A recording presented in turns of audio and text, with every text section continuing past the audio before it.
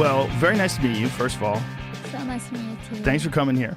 Is this your first time in Texas? No, I've been here before. You've been to Austin before? Yes. So for people who don't know your story, I'm just going to give them a primer, just to sort of establish your history. You were born in North Korea, and you escaped North Korea when you were 13. Is that how old you were? Mm-hmm. I think we should start off with what it was like living in North Korea. I saw your interview with Jordan Peterson, and it was incredibly moving, and it was incredibly disturbing and eye-opening, and it's hard to believe for people that don't know what life is like in North Korea, the reality of you growing up in North Korea. But just talking about how you essentially had no food, and you would go looking for bugs to eat. Yeah. This was the reality of your existence as a child, that there was no protein. Yeah. Now that you live here in America and you can kind of eat whatever you want, when you look back on that, what does it seem like to you? Does it seem like reality? Does it seem like a dream? What does your childhood seem like?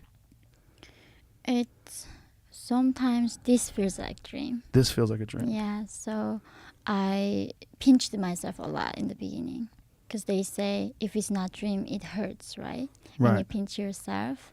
So a lot of times I pinch myself because sometimes I'm really horrified if I wake up from this, that I'm going to wake up in my living room in North Korea. So sometimes that line is very blurry to me. And because the one common thing that North Koreans all have is actually in our dreams when we sleep, it's back in North Korea. So in our dream, we somehow never able to escape it. So every day my mom wakes up, like she tells me about a story how she was back in North Korea.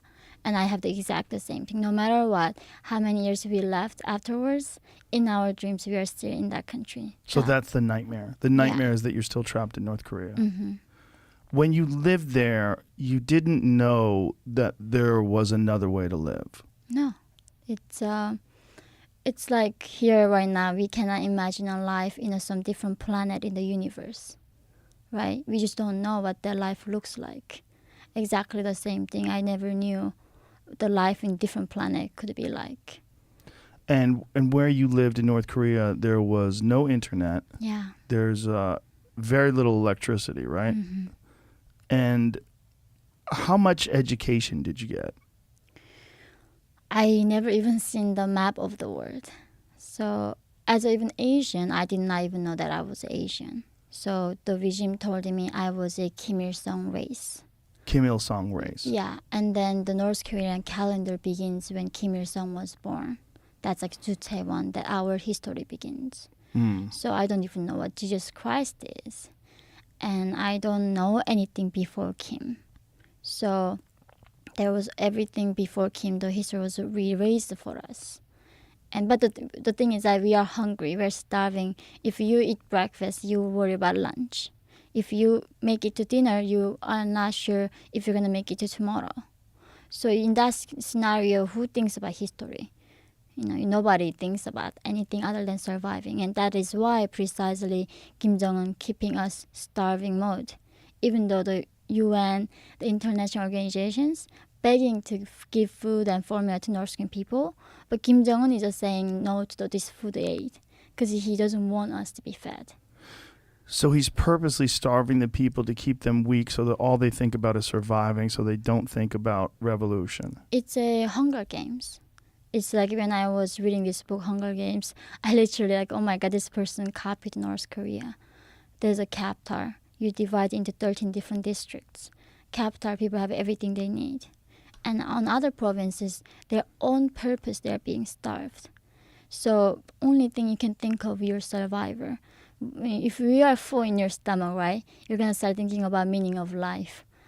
Art, what's out there in the universe. You can do all of that higher thinking when you are full in your stomach. But when you're hungry, the only thing that matters is your hunger. When did North Korea become what it is now? When did it shift to this totalitarian regime that's starving its people and puts people in these classifications. Like for one example, one of the classifications is if your grandfather or great grandfather committed some sort of a sin, you are perpetually punished for that. Yeah. Everyone in your generation, your next generation, all of them are guilty. Yeah, forever. There's no redemption. If the one person commits a crime in that family clan, 3 to 8 generations gotta be purged. How many generations? 3 to 8 generations. 3 to 8. Yes.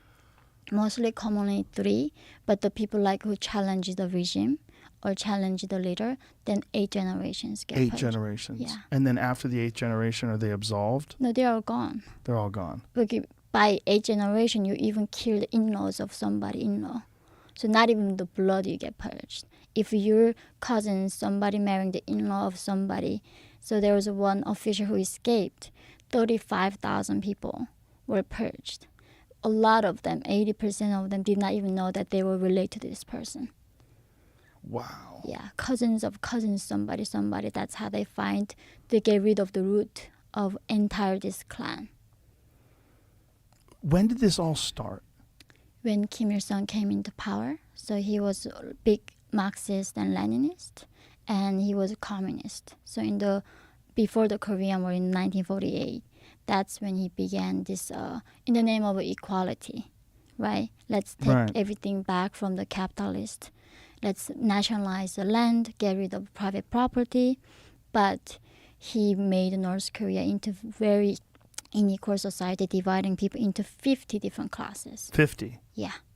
And the way the classes worked, you couldn't marry up. No. Say, like, if you were a higher class and a man wanted to marry you, if he was lower class, you would then become a lower class as well. That's how they prevent the mixing with the class. So there's no marrying up. You only go down. So no matter what happens, if you are at a lower class, you stay there forever. Forever. No chance of moving out of that zone.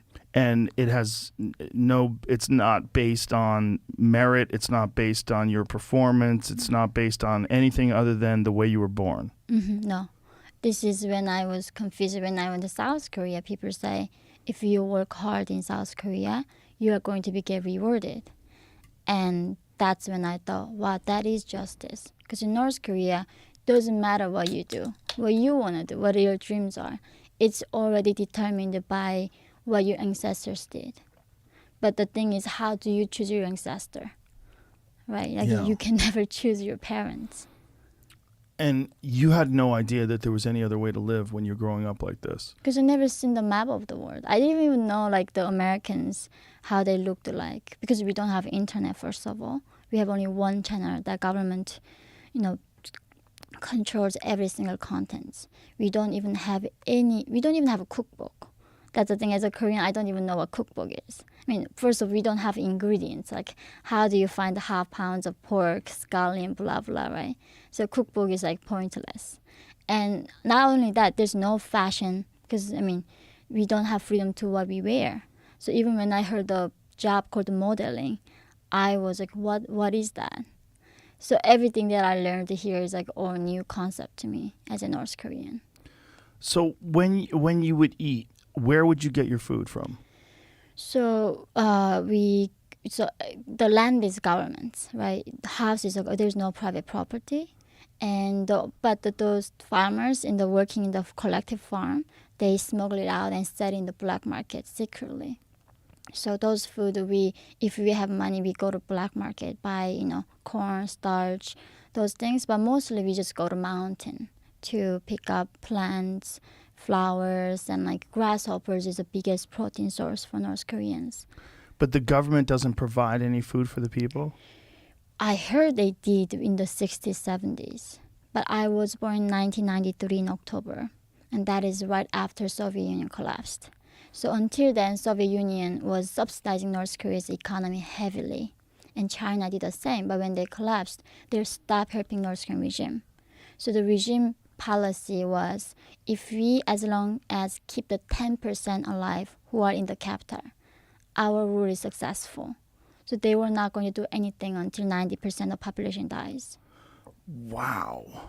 It's still there, same rule they have. Until the 90% dies out, as long as we keep the 10% alive, we are not going to do anything, intervene the So starvation. there's no effort whatsoever to get food to the people. It's not like effort. They're actually actively preventing people to get resources. Preventing, right now, even last time the Biden was calling Kim Jong-un, can we give you vaccine? And Kim Jong-un said no. South Korea was calling North Korea last year. There was a big flood. Can we give you at least some medicine? And Kim Jong-un said no, we don't want any medicine. So because they don't want any aid from the West? Even South Korea. Want to keep people as weak as possible. Exactly. They want us. Today I was on the way here thinking, getting up in North Korea as a child was challenging because every day you get dizzy from the starvation. You get hear noise every single morning when you wake up. It takes 30 minutes to gather your thoughts to able to walk straight because everybody's in that mode of starvation. Yeah. So as you can see me, I'm very small. I eat a lot. I'm still 80 pounds. But when I was escaping, I don't even know how little I was. And North Korean men above 4'10" feet high, they have to go to military. Women too is mandatory. Men have to serve in the military 13 years, mandatory, and women is 10 years. And most men are very small because of malnutrition? Yeah, 4'10" feet. 4'10". Yeah. Wow. And so they just allow people to forage for themselves. That's the idea. Yeah. Find your own food. Yes. Are you allowed to have a garden? Can you grow vegetables? Can you have animals? Well, one of the executions that my mom saw was a young man was eating beef, a cow, because he killed a collective farm cow, and he got executed for that. Everything is owned by the state. In North Korea, you don't even own yourself, right? So I remember going to South Korea, I got a gift one day, and it was a planner. So what you're trying to do is a notebook. And in North Korea, you don't plan your day. You don't get to plan what you do with your life. A week before or a day before, there's announcement from the government how you're gonna spend your day, what to eat, where to go to work, what to do, when to go to sleep. Everything is determined by your own state. So this guy was executed because he killed one of the state's cows. Yeah. And you're not allowed to have your own animals. So you can't have chickens or something along those lines? They might hide it, but last year Kim Jong-un confiscated entire dog from the population. All the dogs? Yeah. That was because of COVID-19, right? No? Because it wasn't? He said it was the corrupt Western sentiment where we have pets. So he ordered to kill the entire dogs for the meat.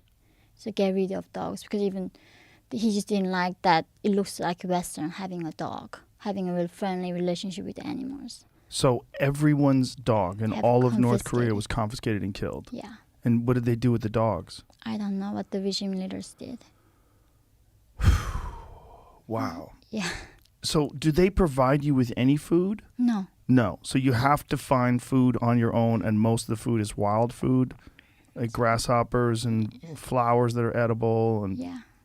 So this is why the most bizarre thing is that regime initially said, oh, give us your land, give us your freedom. We are going to provide free health insurance, right? For the education, free housing, free of everything. You don't have to worry about anything. The state is going to be taking care of everything. But after Soviet Union collapsed, North Korea came this idea is called self-reliance. So you're relying on yourself. But you can't farm. You don't have land. How do you farm? You don't have freedom. There's no free market. If my father was sent to prison camp because he sold metals, he sold metals, right? Yeah. Initially he sold rice, dried fish, clocks, and trading is illegal. It's not like he was selling weapons or drugs. Trading is illegal. So how do you be self-reliant? Yeah. So they just let you figure. So the whole idea is just to keep everybody weak. Yeah. It is so strange to someone who has been in America their whole life, like me, to even imagine that at the same time I'm living here. One of the big problems in America is that people eat too much. Yeah. I heard that. Isn't that crazy? I was shocked. I never understood having too much can be a problem. Because I just never knew that could be a possibility of problem. It's the number one problem here. Exactly how having too much is a problem. I don't get it. I think what is the percentage, Jamie? What is the percentage of people in America that are obese? I think it's large. I think it's more than 50%. I think it's and it's a huge factor with diseases, and I mean 78% of the people that are in the ICU for COVID are obese. Yeah. What is it? 42%. 43%. So almost half of the people in the country are obese, Yeah. meaning they eat far too much food. Yeah. And for you, that concept must be insane. You might you're in the upside down world. Like you're in, right? That's the thing. It's like different planet. The common law that I knew in North Korea doesn't apply here anymore, and it is just so confusing to me. How hard is it not to eat? It's hard when you don't have food and you cannot Right. find it. And to me, is that I don't know why that is so challenging. Can you do me a favor and just push the microphone forward? Yeah, like this. Yeah, so it's right in front of you. There you go. Yes. So, yeah, it must be, like another planet. The idea of Yeah. having too much food. Yeah, and that's the source of. I mean, they're complaining about it. So I'm like, even that is a reason for complaint. Yeah. That's something unbelievable. I just don't get it. How is that? It's so easy. If you have too much, just don't eat it. You just don't put it in your mouth, right? No one is forcing you to eat a lot. Yeah, but food is addictive. And people like to comfort themselves with food when it's everywhere. And it's also, it's a strange problem, right? The problem of excess. It's a strange problem. Like you have too much.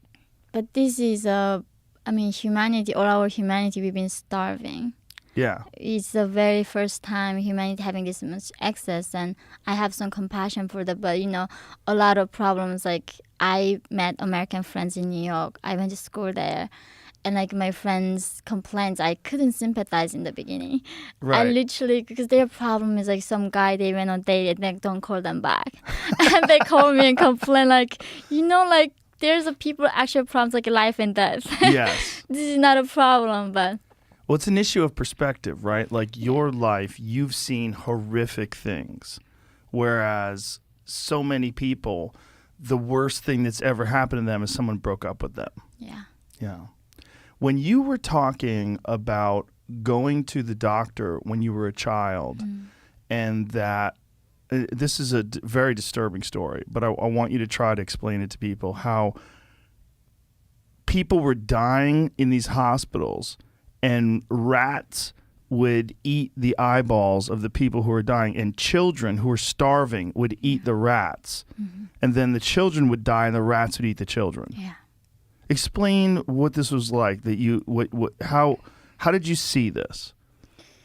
Well, seeing that the bodies on the streets like everyday thing. It was Where were the bodies? Like just laying around on the streets? also they are floating in the rivers, and then they also train station somehow had a lot of dead bodies because North Korea is very cold, and there's a train waiting area, and North Korea has one train go to one distance like once a month, and like here it would take like 1 hour to go the other place. In North, it take a month at least to go because there's no electricity, and sometimes people have to push the train.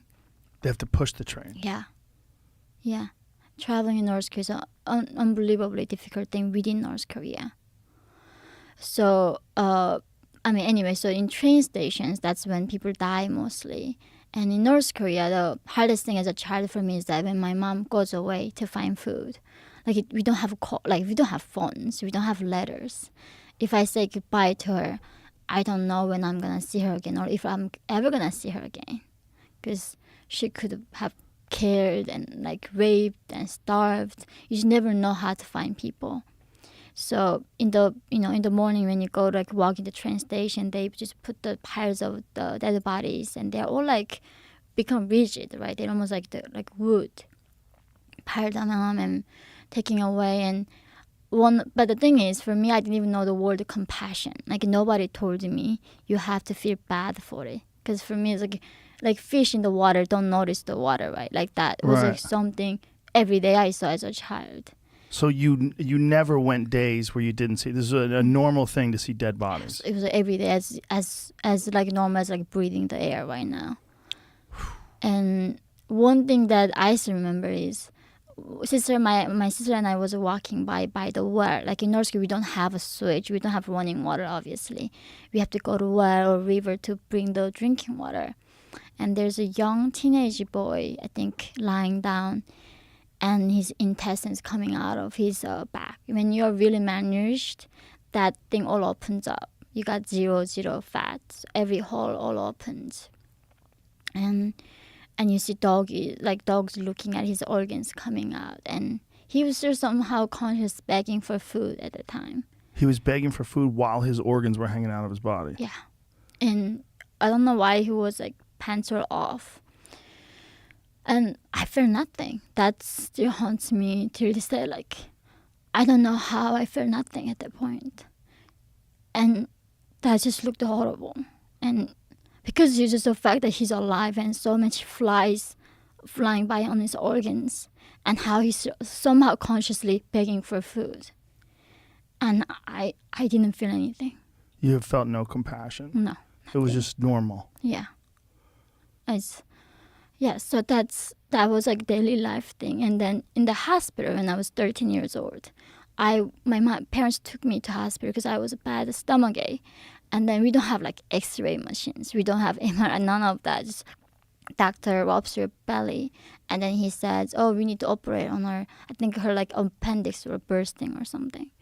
So that afternoon, they cut me open without any anesthesia. And but it's normal thing. People in North Korea operation without anesthesia. But the chances of you going to surgery is a lot higher for you getting infected because we don't have penicillin. The nurse is using a 1 needle to inject every single patient. So who do you know what the other person has? You get from actually more sick by being in the hospital. Right. And this is where we don't, of course, have an indoor bathroom for the patient. We have to go outside. And in between there's a piles of dead human bodies. And that's when I was seeing this somehow rats eating human eyes first for some reason. Because they're probably soft and easy to eat. And these women, I don't know, in my age probably, short hair, wearing these flower pants, and when they're dead, all like their mouth is somehow open, and their all eyes are hollow, and you see children like looking at the rats and laughing and chasing them, and adults telling them like, "Don't eat those, you're gonna get sick from it." But of course, kids don't care. Like even finding a rat is delicacy, because even finding a snake is a big prize. You don't find those like often. So they were finding the rats and then just trying to eat them? Yeah. Were they eating them raw? Sometimes if you find the skin, you do, but they do find some like fire and roast them. So they were excited to find a rat to eat. Yeah, so they were catching them with their hands. Yeah, oh yeah, of course they do catch them around with their hands. And these piles of human bodies, like she was on top. That's why I was able to see her wearing this flower pants till this, and then like her eyes are so hollow. It's like when you look at the human body, like nothing is left. I think that's what. It's not like just death is sad. It's just like how it becomes nothing, so empty inside. She does not know the shame or pain. Just she was lying there like that, and you see children just chasing them and laughing and try to catch the rats. And the children didn't feel anything being around the dead bodies. Just it was No, normal. It's our daily normal thing. Seeing a death is like our daily life. And they would eat the rats, and then they would get sick, and some of them would die. Yeah, a lot of them die. And then the rats would eat them. Yeah, it's like the cycle we talk about. It's like that's a spring is for North Korea, a season of death. And so the diseases that they would get from the rats, they were willing to risk those diseases just because of hunger. Because when there's a North Korean proverb. There's no wish for the person who died after their stomach is full. So even in middle of the earthquake, the North Koreans not try to run. So my mom was talking about the day when she was in the university. There's earthquake happening. And do you know what these students doing? Is not running out of the building and try to survive. They go to kitchen. So before they die, they eat at least. So they can die. So if you have that promise of eating a one meal, they're gonna risk everything for that. So it's just an entire country in a perpetual state of starvation. Yeah, I remember playing with this game with my sister as a young girl. I never ate till I felt full. So I would compare myself. Like I tell her, like I can eat 100 bread, and she's like, I can eat the mountains of bread. I can eat like 10,000 more than what you just said, because I don't know the limits of my stomach. Because I never tested it. So you always were hungry. Always hungry. Never felt full. So you escaped. Your father was arrested for trading in metals, right? And he was just trying to find resources, trying to get money for the black market for food and things like that. Yeah. Is that what it was? To get us alive. He had to, because regime does not provide food for the people. So they had to break the law, which is trading, to survive. Right? Without trading, how do we even survive? So he was trading these metals, and he got caught, and that's how he's in the prison camp. And how long was he in prison for? Several years, but he was sentenced to more than 10 years. So I think he was totally in prison 34 years. But he got out of for sick leave, which is had to go back once he got better. Mm-hmm. But of course in North Korea, that's like who cares if you die. He was a very smart guy. So he tricked the guard saying, if you get me out for the sick leave, I'm gonna get you money. Because North Korea is the most corrupt country that you can find right now in today's world. So corrupt. So he tricked the guard, told him that he'd get him some money. And so he was in for how many years? You said 4 years? 4 years, yeah. And what was it like when he got out? I didn't recognize him when he came back to me. I did not know that was my father. Even his voice changed. It's when I call North Korea, even till this day, I do have people underground. I get information. Their voice is different. It's like their voice is so oppressed. You can tell this is North Korean is speaking. You can tell just by their voice. Yeah, that's the thing. Is when some Chinese, like we have the brokers try to trick us, by voice we can tell if you are Chinese, like Korean ethnic Chinese living in China trying to trick us, or actually North Korean is speaking to us. Wow, so you can actually hear the oppression in their voice. Yeah, you can. What does it sound like? It's a complete fear, like terrified to the point they don't even know they're terrified. They're like, I don't think even Bug would be that scared. Like he was calling me like Yeonmi in his voice. I didn't see my father, and he was so scared, and I could see he was so scared. I was like only 9 something 10. I don't even know. I was like young, and I could say, why is he so afraid? And so he does get out, and they never put him back in jail again? Because I rescued him after I went to China. I got him out, so he had to go back. He had to go back to jail, but he died in China. So you were 13 when you and your family, was it you and your mother that escaped? Yeah. How did you get out? So that hospital, right? Initially, my sister and I was gonna escape, but when North Koreans say when you are escaping, of course we don't have phones, we don't have a map, we don't know what's the outside world look like. Right. Luckily, I was living in this border town of North Korea by then. So at night, do you know if you see the satellite photo of North Korea, it is literally the darkest place on earth. Yes. We don't have electricity. So I was seeing these lights coming from China. So I thought like if I go where the lights are, we would be finding some bowl of rice.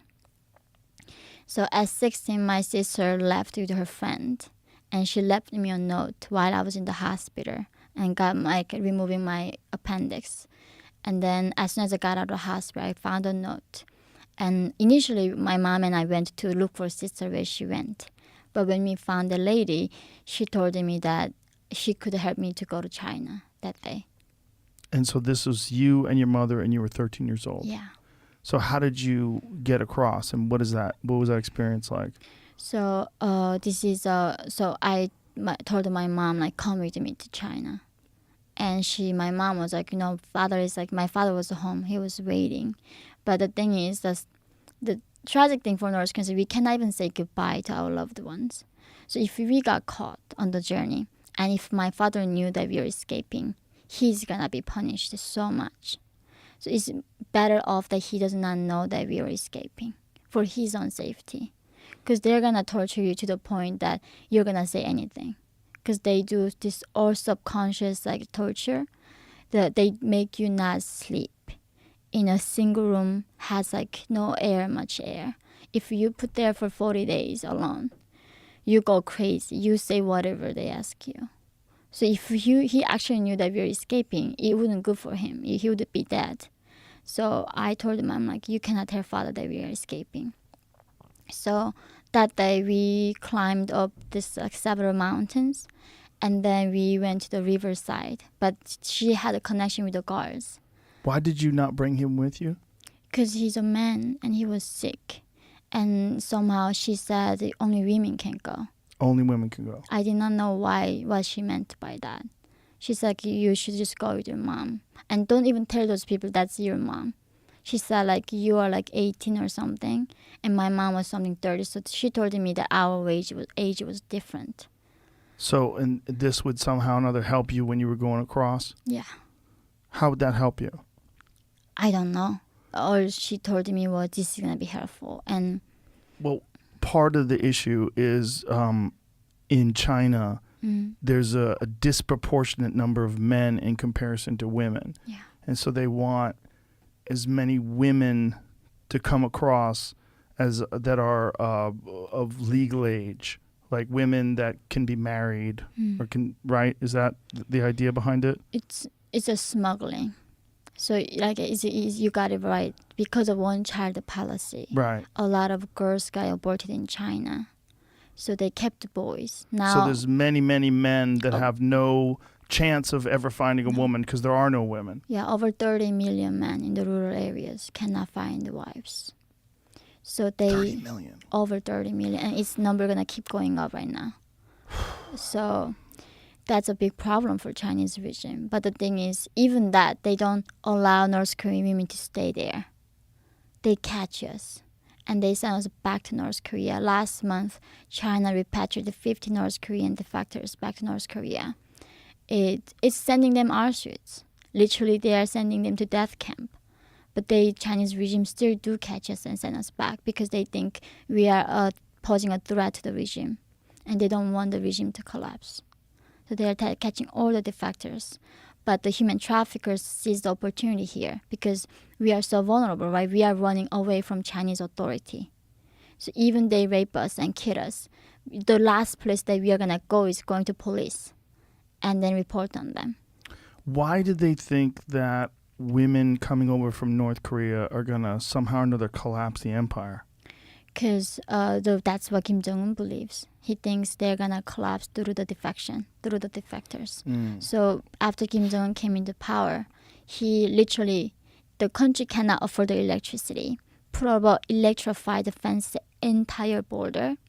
Not only that, putting the machine guns with the guards, have a shoot to kill order. Whoever crosses, they don't even bother to ask you stop. They just shoot you right there. And not only that, he buried the landmines on top of that. So there's electric fence, and then there's guards shooting to kill, and then past that there's landmines. Yeah. Entire country became a concentration camp. Entire country. When did they start putting the landmines in? A few years ago. So this is after you had already escaped. Yeah. Now there's you don't see North Korean defectors escaping from North Korea anymore. It's impossible to escape at this point. One of the more horrific things that Jordan and you discussed was you seeing your mother raped, and that your mother sacrificed herself because they wanted you. Yeah. And this is the first time you had ever even seen what sex was. So I didn't even know that was sex. I did not know even that was rape because we didn't have the vocabulary in North Korea. So in North Korea, there's no word for stress. There's no word for stress. Because how can you be stressed in the socialist paradise? So there's no word trauma. There's no word depression because you cannot be simply depressed in socialist paradise.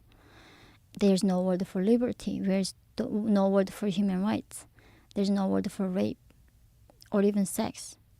So I just thought something I was seeing was horrible. But later they told me that was rape. I did not know that was rape. But you also said that you never heard the word love. Yeah, no, there's no word for love in North Korea. So your mother never told you she loved you. You never told your father you love him. Yeah. None of that. So in North Korea, there's even no word for I. So they don't want people to be individualistic, right? That's the worst thing you can be. It's all a collectivism. So when North Koreans say, I like water, I say, we love water. We love kimchi. So that's how, when I'm in South Korea, they will keep saying, in South Korea, there's difference between we and I. So when you say, I like this, say I. And then, of course, all the North Koreans keep saying, we love this country. And South Koreans get so frustrated that we are keep misusing I and we. And that's how regime controls your minds through language. It is George Orwell's 1984.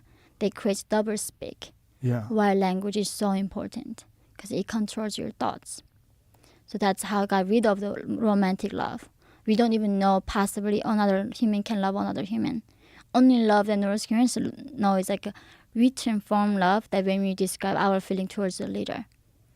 And we don't know that word can be used to describing our feelings to another human. When Kim Jong-il died and people were crying in the streets and people were sent to prison for not crying enough. Yeah.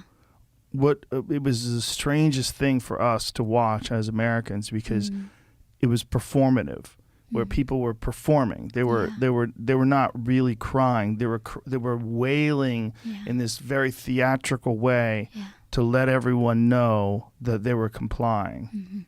It's your life is on the line. People watching you. If you don't mourn enough, that's the thing. If you don't mourn in the most extreme high, they're gonna send you to prison camp and execute you. So we are doing it to survive. Did you see anyone who didn't mourn enough? No, I mean, it's impossible. How do you not mourn enough? How do you not possibly? Your life generation is depending on you when you mourn. So everyone knows this. Of course, we and all everyone know. knows it's a threat. Even babies know. Even babies know. When you're born in North Korea, you know what it is. You don't study questioning. The first thing my mom told him as a young girl was not even be careful of strangers. Be careful, call none of that. She would say, be careful of your tongue, because that is the most dangerous weapon you got in your body. Don't even whisper, because the birds and mice could hear you. So that's the first thing you hear from your parents, how dangerous what you say is gonna be. Did you personally see people that you knew get imprisoned because of things that they said? They just disappear. One of my sister's classmates, her mom, when they executed. And then because they accusing her to receiving money from the foreign CIA or the South Korean intelligence. But a month later, they said, oh, it was not a problem. She was not a spy. So they brought the family members back out of the concentration camp.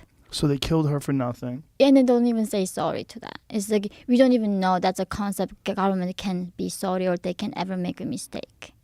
So how did they find out that she wasn't really a spy? We just don't know. Just one day that classmate came out and my sister's classmate came out and then they said her mom was not a spy.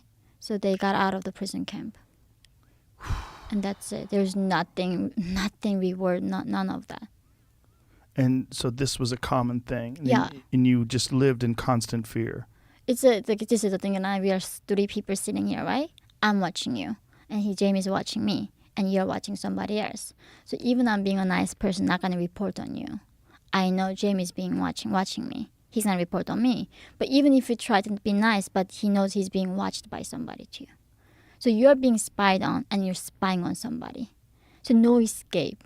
And everybody has to report Absolutely. anything that they find. Like if you said something negative about the government, I would have to tell on you. Otherwise, I would get in trouble. Yeah. And the other person don't report on you, that person get in trouble. There's no way out of it. That's how they create distrust. One thing that shocked me when I came to the West, how trust exists. In North Korea, there's a saying don't even trust your own back. Because you don't know who is a spy.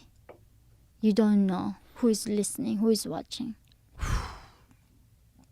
And people just disappear. Yeah, just disappear. And public executions happens in a stadium next to market where most people go. And in North Korea, there's no concept of minor, right? There's no concept like minors cannot do labor. Like that's not a thing. As a child, 7 years old, you go to school, you work. You go to work in the dam, construction, in the farm. And you're a minor, so therefore when there's public execution happens, you're on the front line because you're the shortest. Just they line up 5-6 years old in the beginning, and then like in the age going sit like all it's a mandatory to attend. So it's mandatory to attend public executions. Yeah. And how did they kill the people? After Kim Jong-un got in power, he became more brutal how he kills people. He used the air missiles that shoot down the airplane, that kind of powerful weapon. So when he kills people, they blow up into pieces. Like they literally become just red pieces and fireworks. That's what I hear from nowadays executions. But my time was more the guard standing and shoot you here, and 3 times, 9 shots, and then a body becomes like a rolled, and then like they just put in a luggage and take it out. But nowadays I heard they are using way more. They are starting hanging too. Before my time was just execution, but Kim Jong-un said even the bullets we don't want to waste on this trash. They call it trash, and so just hang them and or stone to death. So bring the people around the town and hit them with the rocks until they die. So the people in the town would contribute to the execution. They would be the ones throwing the rocks. Yeah. Otherwise you get punished. You have to. And what are the crimes that you could be sentenced to death for? Is as little as, so in North Korea, every room has to have a portrait of Kims, and the inspector comes out of nowhere in the middle of the night and then touch the portraits. If they see any dust, they say your royalty is not high enough, and then you can get executed and sent to prison camp 3 generations of your family. And so if the picture is dusty, you get executed. Yeah, and if your house get on fire, the first thing is not you run with your family or your children or parents. You have to protect the portraits with your life. Otherwise, the 3 generation gets punished for that.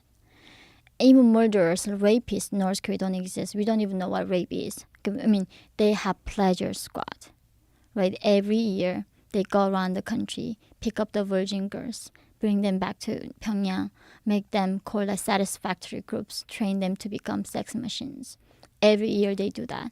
So these officials, now the guy who's in the second power in North Korea, his name is Choi Ryong-hae, he has his own pleasure squad, and he takes entire teeth out of these girls. So when they kiss him down there, he has more pleasure. So these things is not a crime in North Korea. Literally when women walk down, if the guy stand you and rape you, you cannot go to police, you got raped, it's your fault. So this country, I mean, every wives get beaten by a husband in North Korea. This is not a crime, but if there's a newspaper, there's a portrait of Kim Jong-un, right, or Kim Jong-il. You didn't see the front page. In the back page, you ripped it by mistake. That's how you get executed. That is what we call crime in North Korea.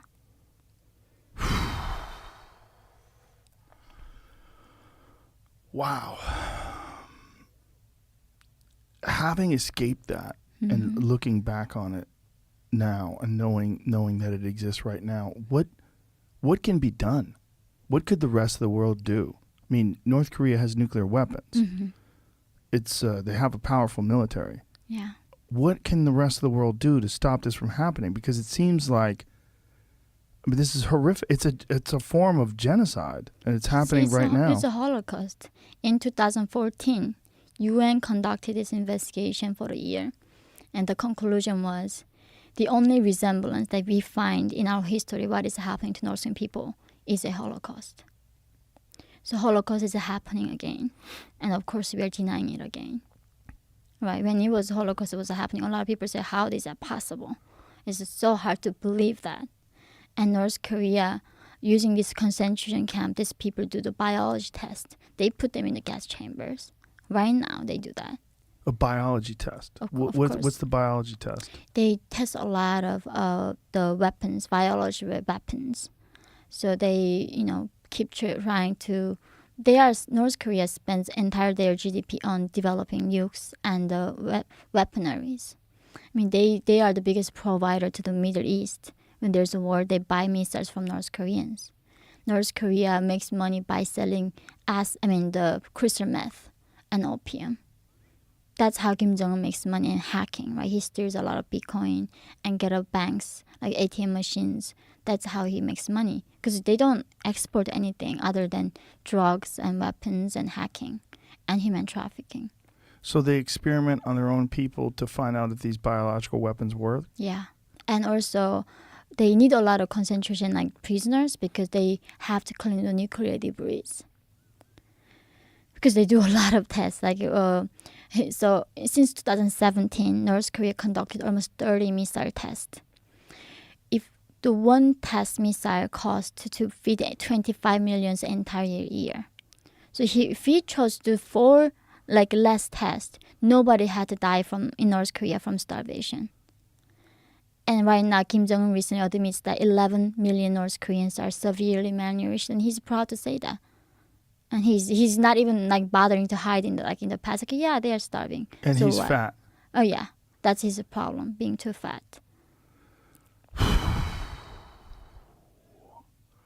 Wow.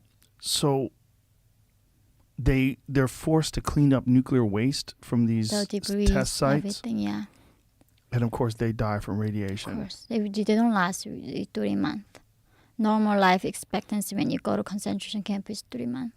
3 months. Yeah, so they need a lot of those people. And they just use those people for fodder. Yeah.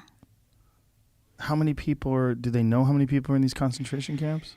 Nobody knows exactly, but several 100,000 of them. But there's also prison camps, concentration camps, prison camps, and labor camps. And some people are born into these camps. Yeah, those are people in the concentration camps. And they don't even get to know the name of Kim Il-sung or Kim Jong-un. They're too below the level. They don't even bother to tell them who the leader of the country is. And what did someone in their family do that would make them get put into these concentration camps? So they find out later their great-great-grandfather was working with the Japanese for a week when the Japan was colonizing or the Korean was starting. They were talking to American soldiers, or they're like cousins of nephews of some in-law was a Christian, because North Korea is #1 Christian persecution country because they copied the Bible, right? They said, "Oh, Kim Il-sung loves us so much; he's a god. He gave us his son Kim Jong-il, and he dies, but his spirit's with us all the time. That's why they can read my thoughts. He knows how much hair I have, and that's how." So when you become a god, you don't need to explain. You don't need to make sense. So they essentially use the story of the Bible for Kim Jong-il and Kim Il-sung. Yeah, they copy the Bible. Exactly, copy the Bible. wow. That's why, I believe that Kim was reading my mind. I mean, if the people believe in the West, that Jesus knows what you're thinking, why do you think it's surprising that North Koreans believe that? So someone's great-grandfather speaking to the Japanese would be the reason why they would be raised in a concentration camp and never even be told the name of the leaders. Yeah. And that's happening right now. Oh, it's been happening for the last almost 80 years. Yeah, this has been going on, and as you just ask, what can be done? Kim Jong-un cannot last even 1 week without Chinese regime support. The only reason the regime exists is because of Chinese Communist Party. How do you test missile without oil? Kim Jong-un cannot even drive his Benz in Pyongyang. China refused to not helping the regime. They keep helping Kim Jong-un, keep sending the oil. Even last year, the New York Times covered it. The ship with full of gas oil going to North Korea. So Kim Jong-un could test missiles, even amid the pandemic. Why does China support North Korea? I really, I think one is they don't want that democracy come to next door, right? That South Korea, Japan, America is all right next to North Korea geographically. And North Korea is like this almost like a buffer zone for them, for this Western movement coming into their country. And also they think of North Korea more like Tibet or Xinjiang. If they let North Korea go, then Xinjiang people gonna wanna go. Tibetans gonna be independent. Hong Kong's wanna be independent. So they cannot give up any one of them. So because of the stability and symbolic thing for the Chinese people within the country wants to be independent.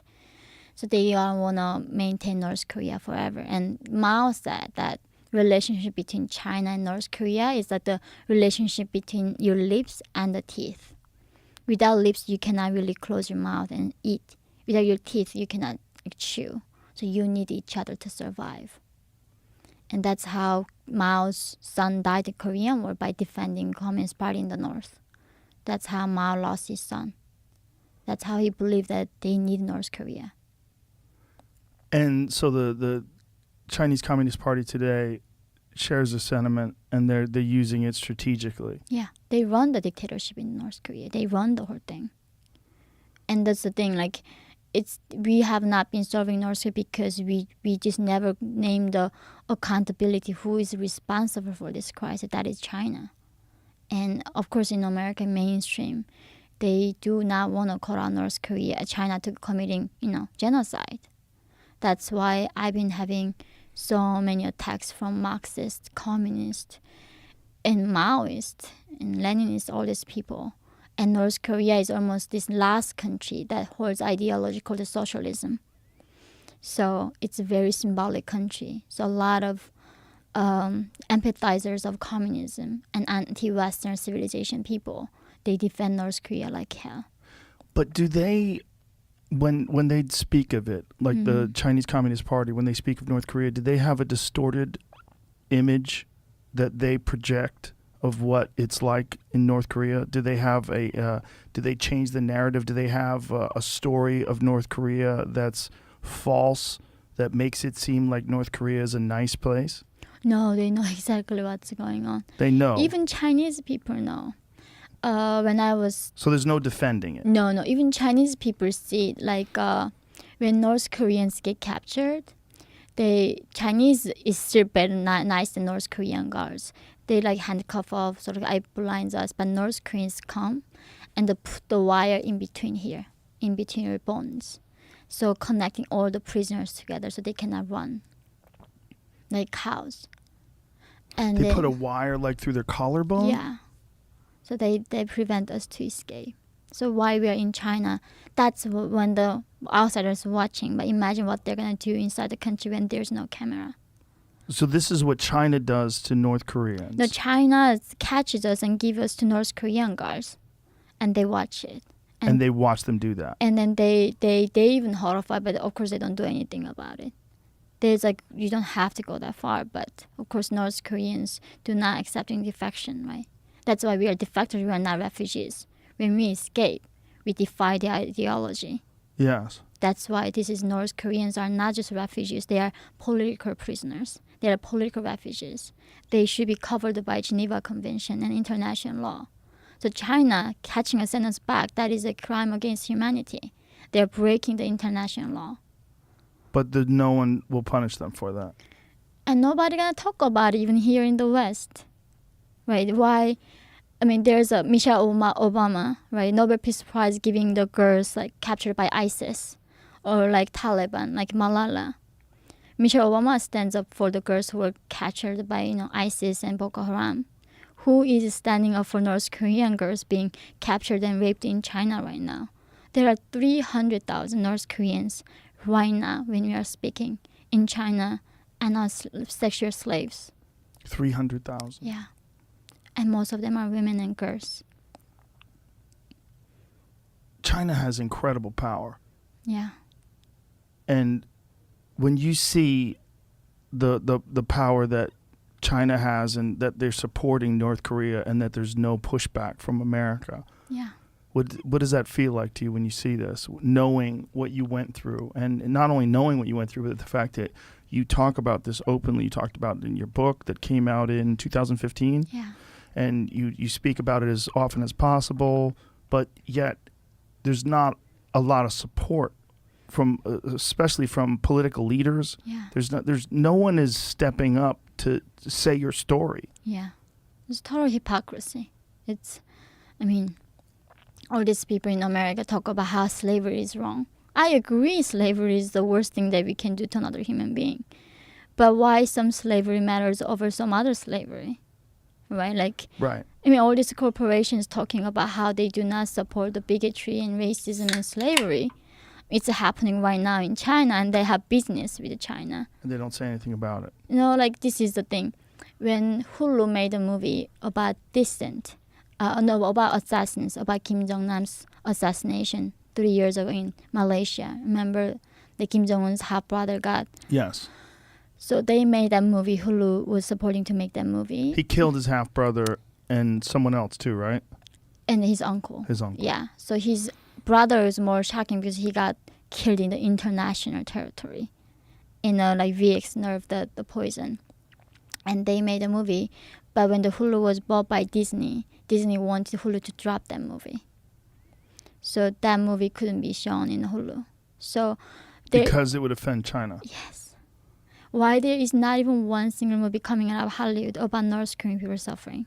They made about Congo genocide. They made all about genocide, not about North Korea. That is a strange hypocrisy, isn't it? Of course it is. And it's about money, right? Absolutely. It's all about money. I mean, all these people talking about justice, what they care about. I mean, none of them do when it's real life. And these are not secret stories. It's not. I mean, so this is the thing. Oh, don't make it up. Kim Jong-un kills his uncle. Right? That was on the national newspaper. He kills his half-brother. And look, do you remember the Otto Warmbier, the American 21-year-old student? Yes. Who was accused of stealing the banner? Mm-hmm. He was brain dead. By the time he got to America, he Yeah. was beaten to death, right? Yeah, and he was sentenced for 15 years in the labor camp for trying to steal the banner. But this is a country that did to white American mayor, to the most powerful country citizen. Imagine what they're gonna do to their own citizen. You cannot even imagine what they do to their own citizen. So North Korea, this nationalism is to the highest. So when North Korean men go to China, get raped, and we get pregnant, when we go back to North Korea, the guards kick our belly until baby dies. They don't let the baby live. It's just unbelievable. This is happening in 21st century, and still, we somehow don't talk about it. Not just don't talk about it, but it keeps going, generation after generation. Yeah. I mean, if it's been happening like this for more than 80 years, Yeah. what's going to stop it from happening for another 80 years? And if people are quiet, nothing. It's going to keep going. And this is what is, to me, is as an activist, right? I'm a dissident. I'm fighting against this regime. We know when Jamal Khashoggi get killed in Saudi consulate, there's no accountability for the dictator, right? Saudi prince didn't get anything. When Kim Jong-un killed his half-brother in Malaysia, nothing. There's no accountability that we are asking of these people. So standing up fighting, it doesn't incentivize people anymore, right? So you don't see justice being served. And I think that is why it is so hard to fight now. Because people think justice is there, but I don't think it is that. It's something I don't see in real life. When we actually fight against injustice, it's most likely you're going to be just get killed and nobody cares and just keep moving on. What can be done? I mean, if the United States and the relationship the United States has with China, they're unwilling to do anything or even speak out about it. Yeah. When they talk about the problems of the world, North Korea is rarely discussed. Yeah. And the horrific crimes of the North Korean regime against their own people, rarely discussed by politicians. They'll talk about Afghanistan, they'll talk about Iraq, they'll talk about all the problems we have with Iran.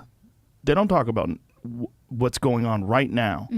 What you're describing in North Korea with these concentration camps and these people, they don't talk about these things. Yeah. What can be done? I think this is a beauty about living in democracy. Like when I go to Whole Foods, right, coming from North Korea, I'm shocked by how many hand washing is all about environment friendly products. Right? And that means a lot of people want to support this cause. Right. That they want, I mean, look at how many vegan restaurants are popping up in New York. So a lot of people demand that now.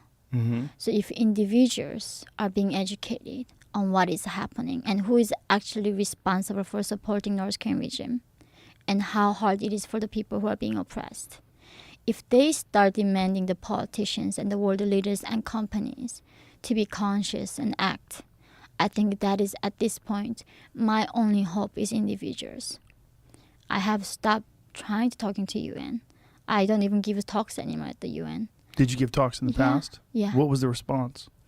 They, in Geneva in September, the Human Rights General Assembly meeting, how dumb of them. They literally put me alone to right next to North Korean delegation team because geographically we are somehow close. So these 5 guys from North Korean delegation team are swearing at me.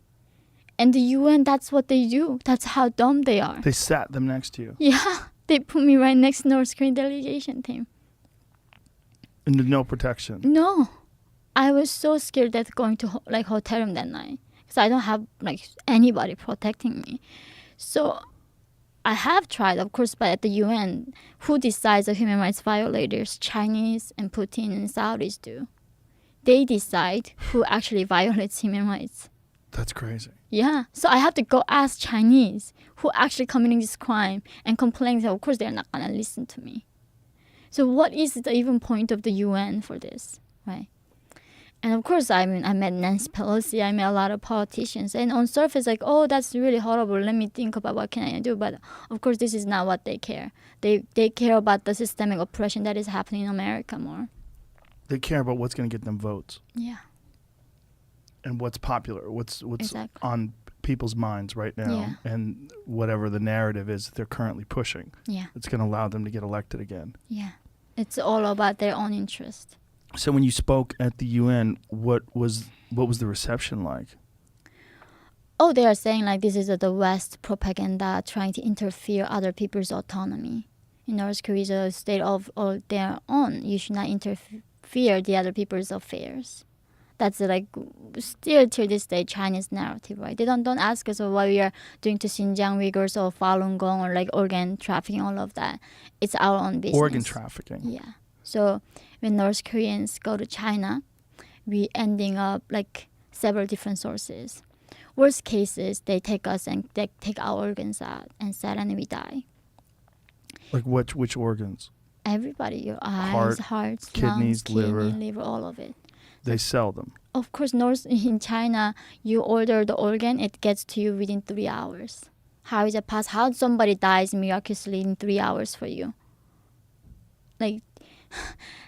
China is do you know how many hospitals are being built for the organ transfer in China? How many? This is the biggest revenue right now being built in China. So do people from other countries go to China for organ replacements? Yeah, a lot of the Middle East and those countries go to China to get the So they just turn a blind eye to it. Yeah. They don't think about the origin of the actual organs themselves. Yeah.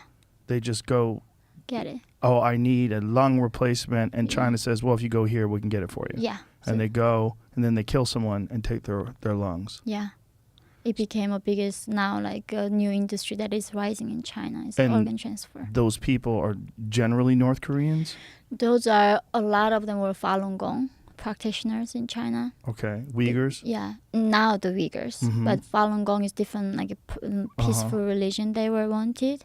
Falun Gong, Uyghurs, and not as much Tibetans, but more like Xinjiang now with the Falun Gong North Koreans. And so they have them in some prisons somewhere, Yeah, and they feed them and just wait for someone to come along that needs their organs, and then they kill them. yeah, Wow. yeah.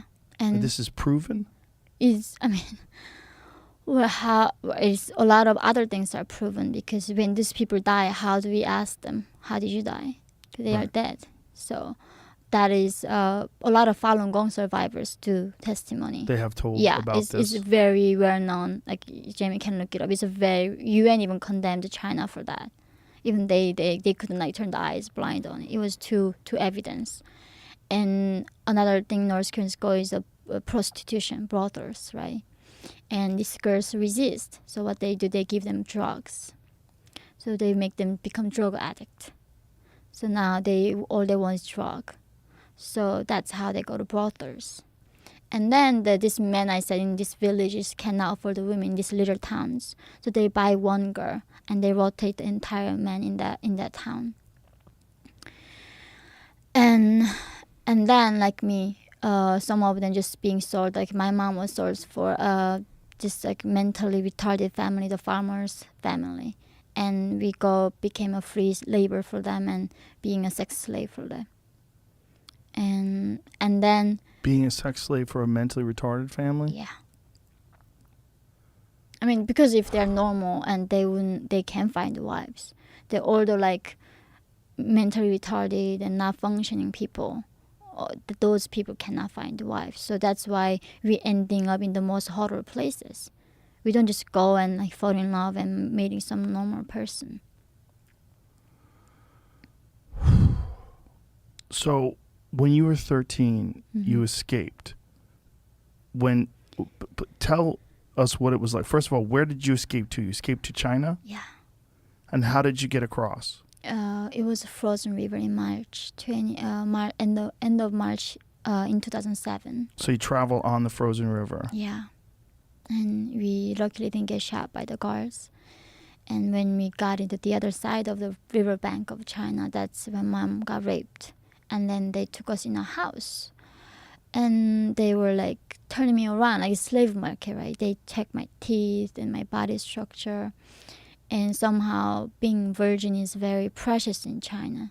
So they sold my mom for around $65 in this 21st century. And they sold me less than $300. And they sold us separately. But the thing is, they didn't even try to force us. They were asking, if you don't want to be sold, you can go back to North Korea, right? And even North Korean regime doesn't punish me. I couldn't find food to eat. I was going to die anyway. Even if the regime doesn't kill me, the starvation was going to kill me. And for the first time, I remember that night in the trafficker's house, I saw a trash can. And I did not know what it was. So I asked this lady, like, what is that? And then like a round thing. I said, oh, that's a trash. Like, what is trash? I was like, oh, the things that you don't need to throw there. Like, you can throw it away. And it's like, what do you mean you have things to throw away? Because we never needed a trash bin in North Korea. We had nothing to throw. Even these hairs, it comes down. We don't have like heating like that. We have to start a fire. And starting fire takes the paper is very precious. So we burn like hair there to try to start a fire. Like literally nothing was thrown away in that Even country. human poop, right? Yeah, I mean that's the thing. That regime cannot have a fertilizer. They don't even have the technology to have a fertilizer. So they demand us to bring the poop. And as a kids, you go to school, the teachers beat you and then go home and look for poop. So I would go on the streets and looking if anywhere like a dog pooped or somewhere. Of course, like all those dogs or poops gone. So finding a poop, and when you don't eat much, you don't poop like in North Korea like few times a month. It's Really? very precious thing. Yeah, of course. A few times a month. Yeah. And it becomes very precious, and you have to give it over to the regime. Yeah. So that's nothing is being wasted. So do they have toilets, or do you go to the bathroom in outhouses? Oh, we have all outhouses thing, the Outhouses. digging a hole, but we have to lock it because some people come and steal it.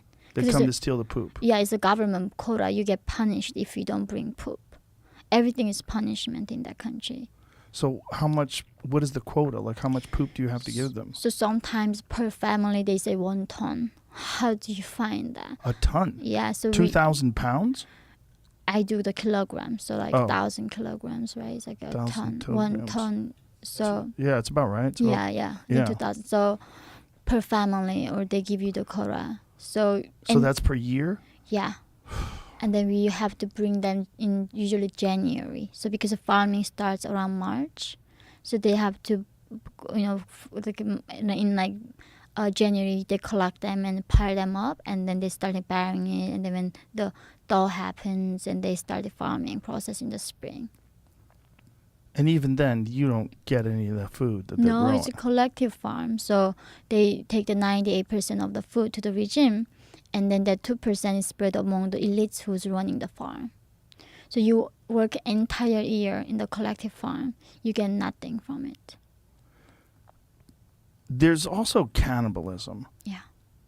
How does that happen? It's really like people said, oh, don't dehumanize people of North Korea, and like because they say, oh, just say tell us the nice things, right? Like that's just too much for us to handle, and like, well, I just this is the thing, like, there's like people go to black market, you sell meat, people don't ask what meat it is. We don't ask, it's like pork or like it's just a rabbit. We don't. And we just, sometimes we go find a very, very cheap meat and we don't ask. And luckily I was too poor to afford the meat. I didn't get to eat them. A lot of children just disappear. But the thing is, there's no evidence. Usually everybody dies and on some corner get drowned. So we go to river to bathe. We only bathe a few times a year. Wintertime, we don't even bathe. And during the winter, we have to go to wash our clothes. So we make a small hole in the river. And sometimes you fall and slip through and you die like that. So it's just so easy to... Murder is not a thing. So it's so many causes killing you. So some people, you lose your children. We just don't even know what killed it. And nobody bothered to go out and like find it for you. So many people die. So that's why it's easy to sell the human meat. So either they're killing the children or they'll find them dead and then just cook their meat and sell it. Yeah. And this is common. Yeah. So when you escape to China, what is the process like when you're in China before? How did you eventually got to South Korea? Yeah. How long were you in China for? Almost 2 years. And what was that like? What was the process like? Well, living in 2 years of China, like feel like I lived 1,000 years on this earth. I feel like very old. Yeah, I remember after there for 6 months, one day, I was walking alone and then it's like, I literally felt like I lived 1,000 years, right? Like making it one day was such a struggle. Whenever you let one day live, you think like, oh my God, I made one more day on earth. In China? Yeah. So it was that hard in China. What was so hard about it? Because one, you don't know when you're going to be arrested. So you always put your shoes on tight, shoe laces. And whenever you get into some indoor, you look for a place to run. Right? If you are invited to somebody's house, you see check the doors. Where can I run? Which route do I run? When you even sleep, you know how to run, right? You get ready to run from the police.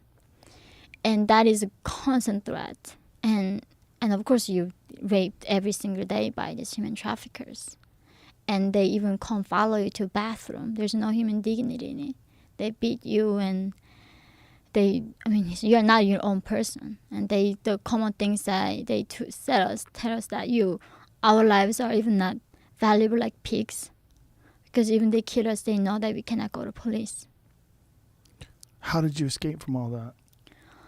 This is, so the man who bought me, he was very impressed because by then I went through 2 human traffickers prior me. So by the 3rd human trafficker, nobody's virgin. They all got raped. So he was Han Chinese and couldn't believe that I made it to him as a virgin. Because the first trafficker, my mom covered. Second trafficker, I fought like hell. I'd literally lose my mind. And thankfully, he had his mistress in the next room. So I didn't get raped. Even he tried so hard, I didn't. So by the 3rd time, Han Chinese, I was trying to kill myself. And then he said, oh, if you become my mistress, I'm gonna help you to get your family to you. But before that, he showed me the phone he had, because I never seen a phone in my life as North Korean. And he showed me, oh, this phone can take pictures, and look at these pictures I took. And among the one picture I saw was my mom in it. And I started telling that's my mom. And that's how he knew that I had the woman that he sold was my mom, and obviously he raped her too. So he said, if I become his mistress, he's gonna help me with my family. So he took my virginity, he raped me, and thankfully he did help me. He brought my mom back from a farmer that he sold, and he brought my sick father from North Korea. That's how I brought my parents back to me. How did you escape from him? After almost 2 years, he became a gambling addict. He was a big gambler. He's spending all his money. And somehow this evil man was letting me go because he couldn't even afford to give me food at that point. He was so broke. So he said, like, I'm letting you go. And in some ways, in his most evil way, he loved me. So after 2 years, I was let go. And then I went to this chat room. So this is another thing. A lot of North Korean girls capture in these chat rooms where we do body cams. Clients are South Koreans. So we chat and then we show our body. But North Korean women, we choose that route because it's better than being touched by men in person, right? You're not raped in person. So this is all on the internet with web cameras? Yeah. That's also number one thing that North Korean women do in China. Or this nightlife. So in that room, I heard about something called the South Korea for the person because the clients are South Koreans. You didn't know what South Korea was? I knew the different name, but I knew that country was colonized by Americans. I heard that in South Korea, the South Korea was very corrupt capitalist and raped by American soldiers every day. And they are like, kids cannot go to school and they all want to come to North Korea. That's what you learned from North Korea? Oh, yeah, that's what I thought. Wow, they all want to go to North Korea. Yeah, they all want to come to North Korea. The entire humanity wants to be like North Korea. So we are so fortunate. They tell us that we have nothing to envy in this world. Wow. Yeah. So you find out about South Korea from these chat rooms and you start to get a different idea of what South Korea must be like. Yeah. And we met this defector lady in that chat room. She told me she knows some missionaries. And if we become Christians, they're going to help us to go to South Korea and be free. And that's when I heard like free for the first time. I asked like, what do you mean free? And she said, oh, you can watch TV and you can wear jeans and nobody going to arrest you for that in South Korea. So that's what I thought of freedom. Watching TV and wearing jeans. Yeah. That's what you thought of freedom. It was never like freedom of speech or none of that. I was like, oh, that's cool. I can wear jeans. Because I was a teenage girl. I wanted jeans. And in North Korea, you get sent to prison camp for that. You get sent to prison camp for wearing jeans. Yeah, it's just a joke for Westerners that North Korean, even haircut is like ordered by the regime. Like the only thing that North Koreans are allowed to do that in that country freely is breathing. Everything else is controlled. What we wear, what we watch, what we listen to, how we dance, what haircut that we get, every single thing is controlled by the regime. So you're working in these chat rooms and you meet this woman and she says you just have to become a Christian? No, we have to go to the shelter that Christians had. So we have to go and there study Bible. And we have to prove our faith to them. Then they're going to rescue us. That was a condition to be rescued by Christians. So it's a Christian missionary from South Korea. Yeah. And so did you have to go to South Korea in order to prove yourself to them? Or did they do this all through online? No, we couldn't go South Korea, obviously. So they had a shelter in China, in some house hidden. So we went to their shelter, and then we joined them as a group and studied the Bible every day. So we would go fasting. I mean, we've been starved all our lives, but they say, God provides. So you go fast, you study Bible, you memorize verses, they come test you. And we pray together. And then once they think we are actually Christians, then they tell you how to go to South Korea. How long did that take? Several months. But when you're so desperate, right? Like, I'm going to believe in rocks if somebody asks me to believe in. Like, you believe in anything, literally. Right. So, and it was so easy. Like, North Korea regime was Bible. Like, I was like, what the heck, this thing called Jesus and God? And, like, North Koreans like, don't worry, baby. Just like, plug God to Kim Il-sung and Jesus to Kim Jong-il. And perfectly made sense. Like God loves us so much, gave us His Son. He's there to protect us. We gotta suffer and go to paradise with Him later in life. So I did become a Christian. So it made the same sense to you because it was so similar to the story that they taught you in North Korea. Exactly. The logic was so similar. So you became a Christian. Yeah, I did. And several months of this studying the Bible. Yeah. And then they eventually got you to South Korea. They told us how to go. How'd you do that? Which was literally walking across the Gobi Desert into Mongolia from China. You walked? Yeah. Wow. So they gave us one compass. We had even toddler in our group. We had one father and his father and the 7 ladies and few teenagers. They told us, You went by compass. yeah. Did they give you a map? I mean, you cannot look at the map in the desert. You don't have GPS. How do you know? Right. Nothing tells you if you're going circle or straight or backwards. That was the horrifying thing about desert is that it looks all the same. Right. Nothing tells you what you're doing. You can just keep going circle all night. And then, so they told us go follow the west and the north between in that direction. And if you cross the 8-wire fences, hopefully that's gonna be Mongolia. Hopefully. And then you find the Mongolian soldiers and tell them that you wanna go to South Korea, not North Korea. So that means so dangerous. The chances of you making in that desert is not even like 2-3%, right? Like 90-80% of time you're gonna fail. So they cannot lead us there. It's random luck. That's why they believe that God is gonna show us miracle. How long did it take you to walk from the Gobi Desert? It was just only one day. One day. But we chose that in February 2009 after Beijing Olympic. And in the frozen Gobi Desert, it's like minus 40 degrees.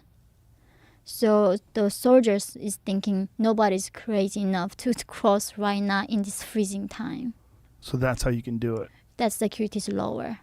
Other times they're gonna shoot you because in that desert nobody knows if you got killed or not. So who would be shooting you? Chinese or the Mongolians, both of them can just shoot you. They would just shoot anybody walking through the It's desert. called a shoot to order. It's like a shoot to kill order. So they don't like bother ask who you are, just gonna shoot them right there and kill them. So we don't even have ID, none of that. So we chose a time it was frozen and cold, and even guards don't want to come out and look around. So we walking from Chinese side, but they took us to the border of China, Inner Mongolia, which was still China. From that border, we started walking towards Mongolia, and entire day of walking, we got there. Somehow miraculously, we didn't die from the cold. And did you bring food? Did you bring water? What did you bring with you when you were walking? Like in minus 40 degrees, you cannot even stand still for 3 seconds. Like if you stand still for 10 seconds, you're gonna die right there. You're gonna get a heart attack, frozen to death. So you don't even need to eat. You just have to. Only thing I remember was moving. Keep going. Keep moving. Whatever I was doing, I had to keep moving. Otherwise, you get very you don't get enough oxygen. So very hazy and not clear. You get very sleepy. That's the thing. Like dying from cold wasn't bad as I thought. It was you become very numb, and you don't really desensitize, and you become very very sleepy, and that's when you know you're dying in the cold. How many people were with you? We had 1 baby and 7 people, and the toughest thing is when we were going across China, we had to give him sleeping pills because he would cry and he doesn't speak Chinese. But in the desert, he had to be wake up because he's gonna die frozen to death in the desert. So this baby keep falling asleep. So we had to keep shaking or passing around between us, and he made it eventually. So he has to stay awake because if he falls asleep, the cold will kill him. Oh yeah, of course. So, but he's not walking, right? You're Oh carrying yeah, him. he's a toddler. He cannot walk. He's few years old. But he still needs to be awake. So we had to keep shaking him and massage his feet and hands and shake him up and down so he could be conscious and up because he was keep falling asleep. What kind of clothes are you guys wearing? Well, we didn't have gloves. We didn't have any. You didn't have gloves. No. 4 degrees below zero. Yeah. So my mom didn't even have shoes at that point. So she eventually borrowed the shoes from a guy and roped it was so big. And I was just wear a thin coat. And somehow that's why I guess we needed a miracle. That's why we had to pray. I don't know. It's like very low chance making it. So nobody not escaping through Mongolia anymore. So you walk through Mongolia. It takes you 24 hours. Just roughly one day, I think we took. Yeah. And then what happens when you get to the other side? We didn't get to another side. One just suddenly in the morning, the guards with the guns coming at you and asking you to put your hands up. So we all like lifting our hands up, right? And then they were like saying they're gonna send us to China, and then back to North Korea to get killed. So North Koreans, when we escape, we bring the laser and poisons with us to try to kill ourselves. Because I mean, going to North Korea get killed is way worse than killing ourselves right there. So you brought poison with you to kill yourself? And the laser, yeah. And a laser? Mm-hmm. What kind of laser? laser? Very thin laser. That's like China, only North Korea said it. Like very, very thin laser. A razor? Like blade, yeah. Blade, metal. Yeah, metal thing. Yeah. Very thin one. Yeah, So- it's razor. Oh, razor. Yeah, we hide in the belts like everywhere. So to cut your veins. Yeah, like right here, like Mhm. here, it's very easy to cut. So we were. This is like what still shocks me is that these Mongolian soldiers didn't have to send us to China, but they want to see how we react. So that's what they were playing with us, right? For us, it's like a life and death. For them, it's like a joke. And thankfully, they would not let us kill ourselves. Like very last minute, they stopped us and turned the car back around to the Mongolian side. But the next team that crossed the border got all arrested and sent back to North Korea. But the following team, they were doing that, and Mongolian soldiers went too far. So one of my friends, she swallowed the entire sleeping pills to kill herself. And then they took her to ER and they revived her, but forever her brain got damaged. So this was a joke to them. So they thought it was funny to scare the refugees. Yeah. It's funny to see how we fight for our lives. But thankfully, nobody's choosing that route anymore. So when they capture you and they threatened to send you to China and then back to North Korea, how did you get out of it? I remember I was telling my mom like we did everything to survive, and it was like because in China in the prisons they even get rid of the buttons. Everything is all like you cannot swallow to kill yourself, right? They don't even give you a spoon. So that's how prevent a suicide, because all nurses can kill themselves before they go because they know the fate. So I know like if I miss the opportunity to kill myself in the car on the way to China, we are never gonna get the chance back. So we were ready to cut and then swallow the thing, and that's when they stopped. And sometimes they just go too far with it. So it's always a joke to them. Yeah, we did not know, but later when we were leaving Mongolia, that's when they told us, actually, we didn't mean to send you guys to China. Like, we just do that every time when you arrive here. And some people wind up killing themselves anyway. Yeah. So eventually they let you go? Yeah, they did reach out to South Korean embassy, and then South Korean embassy comes, right, and they interrogate you to make sure that you're actually North Korean. So several months in Mongolia, we do different detention centers. They move us around and interrogate us, and when they confirm that we are North Koreans, that's when they gave us a fake passport. And from Ulaanbaatar to South Korea, we flew there. And so when they determine that you're North Korean, what are they trying to find out? They're trying to find out if you're actually a refugee, if you're a spy. Like, what are they trying to find out? So they're in China. There's a Korean ethnic Chinese who were Koreans back then, but they became Chinese. The ethnic Korean. So China has 56 different ethnicity. It's a very diverse country, right? So one of them are Korean ethnic Chinese. So those people try to go to South Korea. So they rule out those people and also spy. So they rule out everybody's defectors. When you escape, you become defector right away. So they rule out the spies and also rule out if you are actually North Korean or ethnic Chinese, ethnic Korean Chinese. So that's what they try to investigate you. And so you finally eventually get to South Korea, and then what happens? And then what happens? I hear about this thing called freedom. And then hear about this country is obsessed with the competition and hard work and studying. The vigorous academia that these kids study English when they're in their mother's tummy. Right? And Yeah. they study like crazy people. Yeah. And then I'm like almost like, high schooler. And they did a placement test on me. And I'm like, I need to go study with the 7 years old. I don't even know what continents are, right? I don't even know what Africa is. Right. I don't even know what different race is. I don't even know the map. So I'm like blank page, like adult baby. Adult baby. Yeah. And how old are you?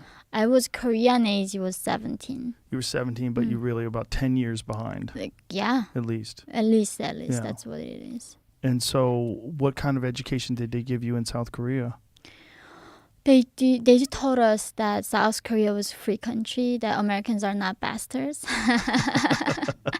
Because they told Americans were cold-blooded snakes in North Korea. So I remember one of my friend I took to South Korea, she was a white lady.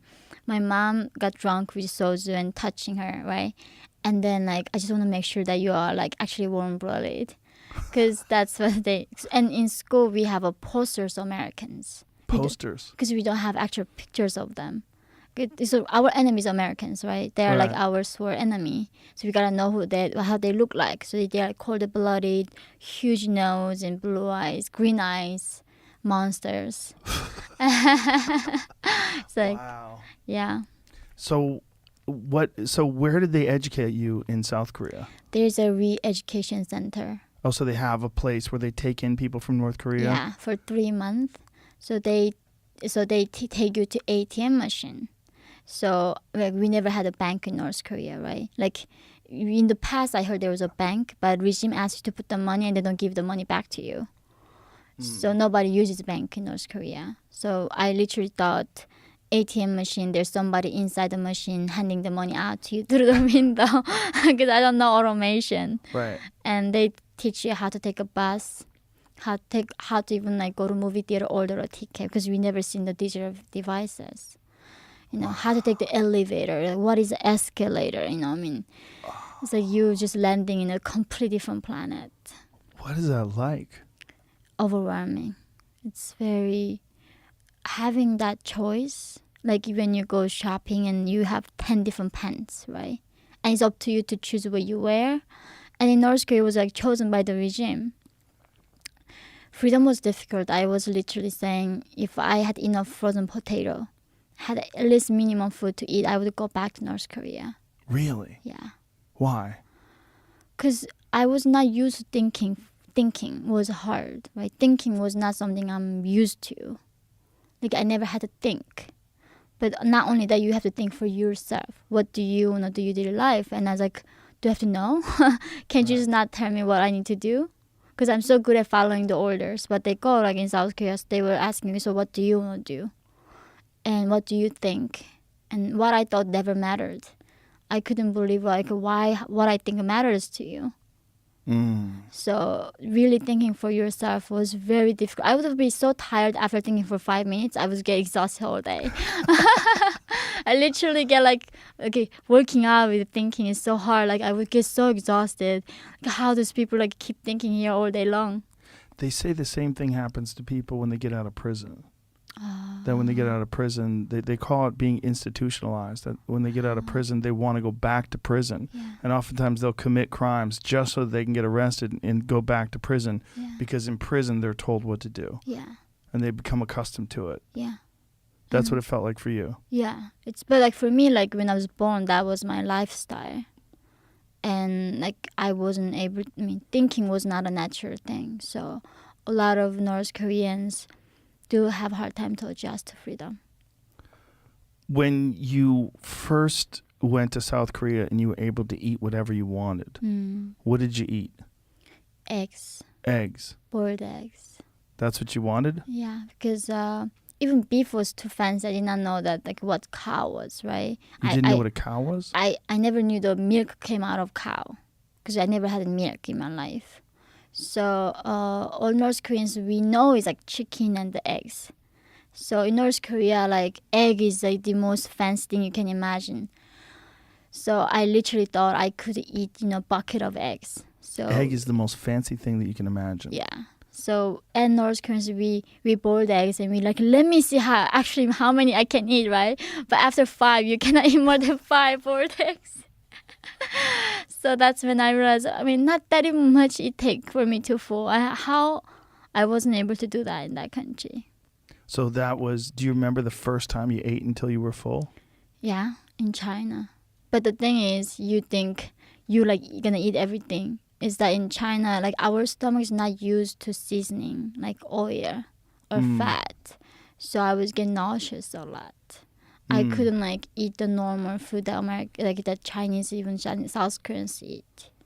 Because our system was eating without seasoning, just all the wild, plants and flowers, and not much going on. So going to China eating for the first time that was seasoned food was very hard on my stomach. And so it was actually not that great. Like you would think oh my God, it's a paradise. Your system doesn't take a while for you to adjust to the new kind of food. How long did it take in South Korea before you felt comfortable? Eating in hamburger, Yeah, I think. yeah. At least 2-3 years. Wow. Yeah. It's 2-3 years took me. Even not getting used to Coca-Cola, I literally thought some fire was happening where I never had a bubble in my life. So learning about now champagne is in the beginning I couldn't what is going on in my mouth. They're popping everywhere. You had never had anything carbonated. No, so it was shocking. It hurts me in the beginning. It took a while. Now I drink a few sips of Coca-Cola. But I couldn't do it for a long time. I still don't drink sparkling water. I don't know why anybody does that to torture themselves. Yeah, it's very painful. Really? In your throat, yeah. They're pounding you with something. I don't know. Wow, that's crazy. What about alcohol? People make alcohol illegally from corn. In North Korea? Yeah. Yeah. But they are very moonshine, very that strong, very strong, nasty, and very thick and not diluted at all. Right. You get the worst hangover from it. Yeah. That kind of alcohol they drink. I never knew what wine was, so I went to Napa with my mom last year. And they will keep telling us, what do you smell? How do I know? oh, they're so crazy with all that wine tasting I know. stuff. It's I just heard about wine. Right. Oh, and Yeah. they're saying hints of nutmeg Yeah, some and oak. Exactly, oak. Yeah. And they're smelling. Yeah, it's the strangest thing in the world. Yeah. For someone who's coming from North Korea to go to that might be the polar opposite of North Korea is a Napa wine testing. I don't know. I was and a lot of people tried to get me Burning Man. Oh, they wanted to take you to Burning Man. I saw some pictures. I was I don't think I'm ready for this. I might go crazy there. That's Yeah. hilarious. Yeah. That's hilarious. Burning Man to go. That might be the opposite. Well, there's probably multiple polar opposites of North Korea, but Burning Man's probably one of them. But the fancy people of Napa, that's got to be up there. So if somebody was treating me to this restaurant called Singer Thread, the French Laundry, same restaurant in Napa. Oh, okay. And then they did a tour at their a front yard farm. They grow on their tomatoes and peppers. Mm-hmm. And my mom was we've been eating this every day in North Korea organic. We did not know we were having $500 meal, Because here people keep telling us it's organic. It's everything was organic in our country. Right. What I want is big portion. Right. But here people really obsessed North Korean lifestyle. So yeah, my mom would never do this to me ever again. She's you're torturing me. Don't ever do this to me. That's funny. So your experience in South Korea, they're educating you. Are you working? Do you start working? You're 17 years old, right? So what did you do while you were there? So I remember at this interrogation man was asking me, so what you gonna do in South Korea? It's I don't know, maybe study because I'm still young. And he's why do you think you can study? Because he thought I was a hooker in China because all North Korean women are them. And a lot of North Korean women ending up doing the same thing in South Korea because they don't even know how to turn on the computer. They don't know even what Gmail is. Creating an account online is impossibility for them. who never grew out of it. So they cannot get like nice office jobs, right? So only job they can take is like washing dishes. They cannot become even the waitress because we have an accent. And South Korea is very racist. They discriminate people who have an accent. So they hear the North Korean accent. Yeah. What is the difference? Like, what does it sound like? Like in South Korea we say 안녕하세요 is a hi, but in North Korea 안녕하십니까. Very formal. More like we call our friends. No, there's no friends in North Korea. Comrade. Like Comrade. only comrades exist. So they know by the way you talk. Yeah. So but is it an accent? Are you saying the same words? No. You're saying them in a different way, or using different words? Both of them different. Both of them. It's bigger difference than British and American English is that in North Korea, as I said, there's no bank. Right. So for me to understand credit card, what the heck you build your credit? They give you money, you pay back, and debit card. Right. Like saving. I mean, like for me to understand hedge fund, it took 10 years. I still don't get a lot of parts, but that's the thing. Like we don't have the vocabulary. Right. So learning from South Korean to English is a lot easier because I know what credit cards in South Korean means and American means. Oh. But like gay, what is gay? You didn't know what gay was. Of course, there's no dictionary. So I remember in San Francisco a few years ago when I came to America, after my speech, somebody came and hugged me. And I get really stiffened because some guy hugging me. And then he said, okay, don't worry, baby, I'm gay. Like, what the heck is gay? You didn't know what gay was. How old were you when this was happening? I was like 20. Wow. So there was no gay people in North Korea? We don't know the word. So now tell me about the sexual, non-binary, or like whatever, how many pronouns that I found later. I was like, this is a different planet. So oh, wow. yeah, we don't know the concept. And we don't know the concept of romance or love. How do you expect us to know what gay is? How do people find their husbands and wives and relationships in North Korea? Usually government assigns also marriage or through family, like families, the parents do the assigned marriages. So the South Koreans are racist against the North Koreans, even though you look very similar. Yeah. Can you tell a difference by looking at someone? Height difference. Height difference. So we are Because of malnutrition. yeah, on average 3 to 5 inch shorter on average. But the younger generation in North Korea gets shorter. That's the thing. Our grandpa was the tallest, and my father and me. Keeps So getting smaller South and Korea is the smaller. opposite. It keep going up. And North Korea keep getting smaller and smaller. So in South Korea, because of nutrition, and so when you are learning, where do they have you stay? I had to find this like thing called a go시tel, like a 1 feet room where like very cheap in Seoul. So I was working at this like Daiso, it's like $1 store in Korea. So I was a teenager, like American age I was 15 years old. South Korea is a different way of counting age. So you're gonna be confused. So in South Korea, North Korea, when you're born, the day you are born, you're 1. You're 1 when you're born. Yep. And then January 1st, you're 2. So if somebody was born December 31st, they're 1. Tomorrow, January 1st, they become 2. Even when they're a baby? Yeah, they're 2 days old and they're 2 years old. Really? Yeah, so they count age like that. So when you're born, you're 1. And then you gain age not on your birthday. January 1st, you gain 1 year. This is only North Korea. And South Korea both. South Korea too? Really? Yeah. So if you're born in December, Yeah. you're 1 year old, and then in January you're 2, even though you're only a month old. Yeah, exactly. Wow. So I was born in October. So I was 1. And then December, 2 months later, I became 2 years old. So you were 2 years old when you were 2 months old. Yeah. So even though you were 17, you were really 15. Yeah, so that's why there was some confusion when I was giving interviews in the beginning. When I escaped from North Korea, North Korean age, I was 15. So in South Korean press, I had to tell them Korean age. Right. Right? Then it translates to English article. So why was it 15 and 13? Because of the age counting is different. Oh. So I arrived there as American age, I was 15. But South Korean age, I was 17 years old.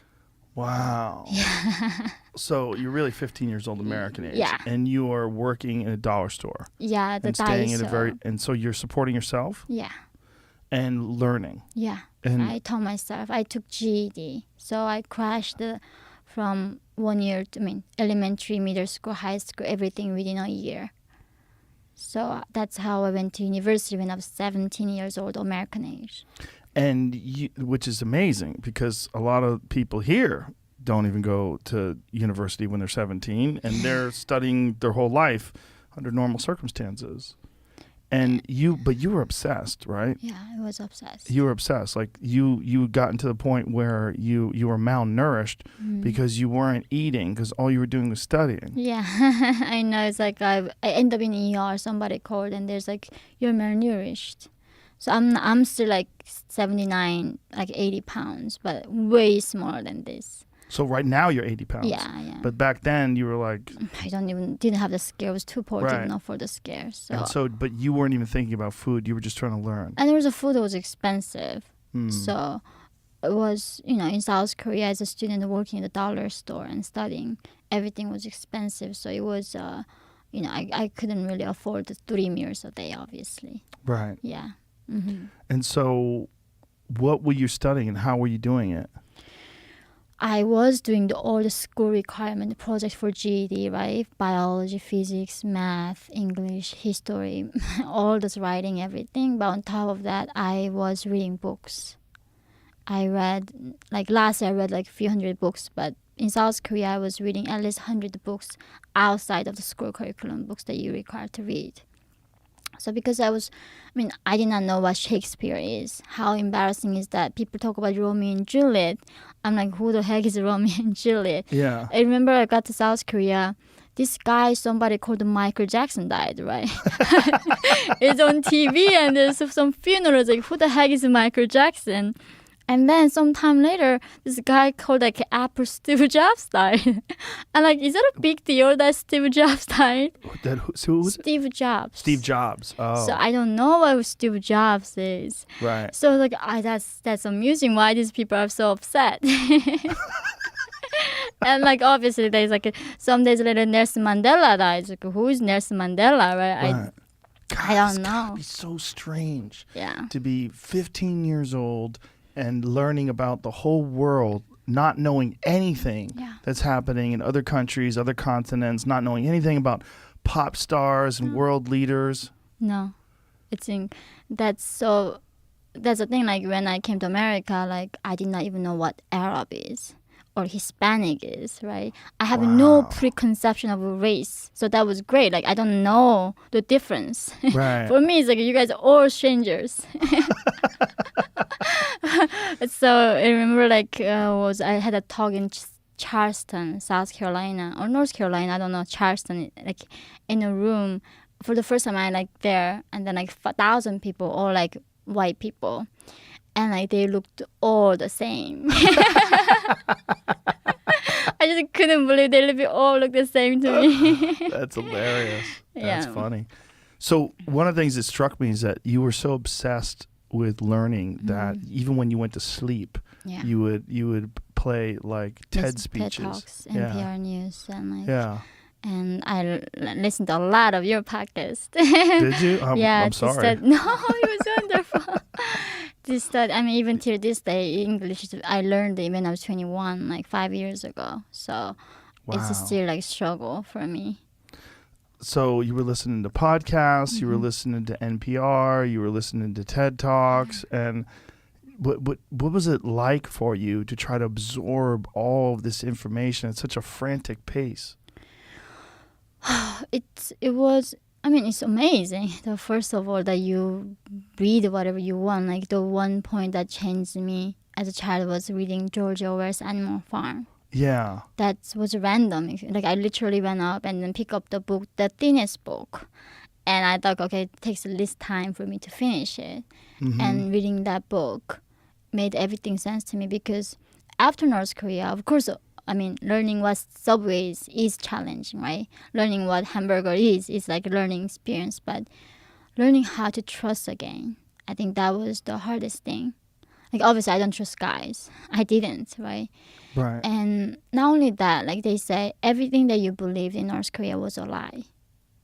They are dictators. They are not gods. They didn't love you. They are dictators. You've been lied to entire life. And I was thinking, so how do I know what you're telling me is not lie then? Right. that was so scary. How do I trust ever again? So only reading George Orwell's 1984 and the Animal Farm, that's when I understood what happened to my people. Then you understood Yeah. doublespeak and propaganda Yeah. and And then price of silence. the price of silence. Yeah, that's when I knew. Until that point I was blaming the dictator. Why did you do that to us? But I was started thinking, what all those people, like my grandma, she knew life before Kim's. She knew the alternative life. Like in that Animals, you see the revolution generation, then next, and the new ones don't even know what the world could be like. Yeah. So that's the thing. Like when people say, why there's no revolution in North Korea, I'm like, how do you fight to be when you don't know you're a slave? Right. It's impossible. And this is the thing, like in America, everybody talking about how they're oppressed systemically. I'm like, people in North Korea don't even know they're oppressed. If you know you're oppressed, you are not oppressed. Yeah. Like not knowing is a true definition of oppression.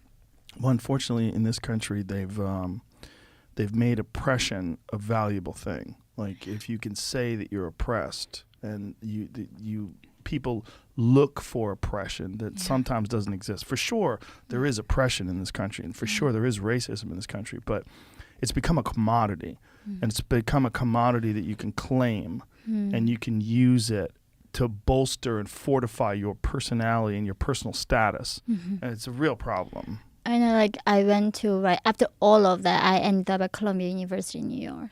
And as you can see, I love learning. I'm a very curious person, and I go there.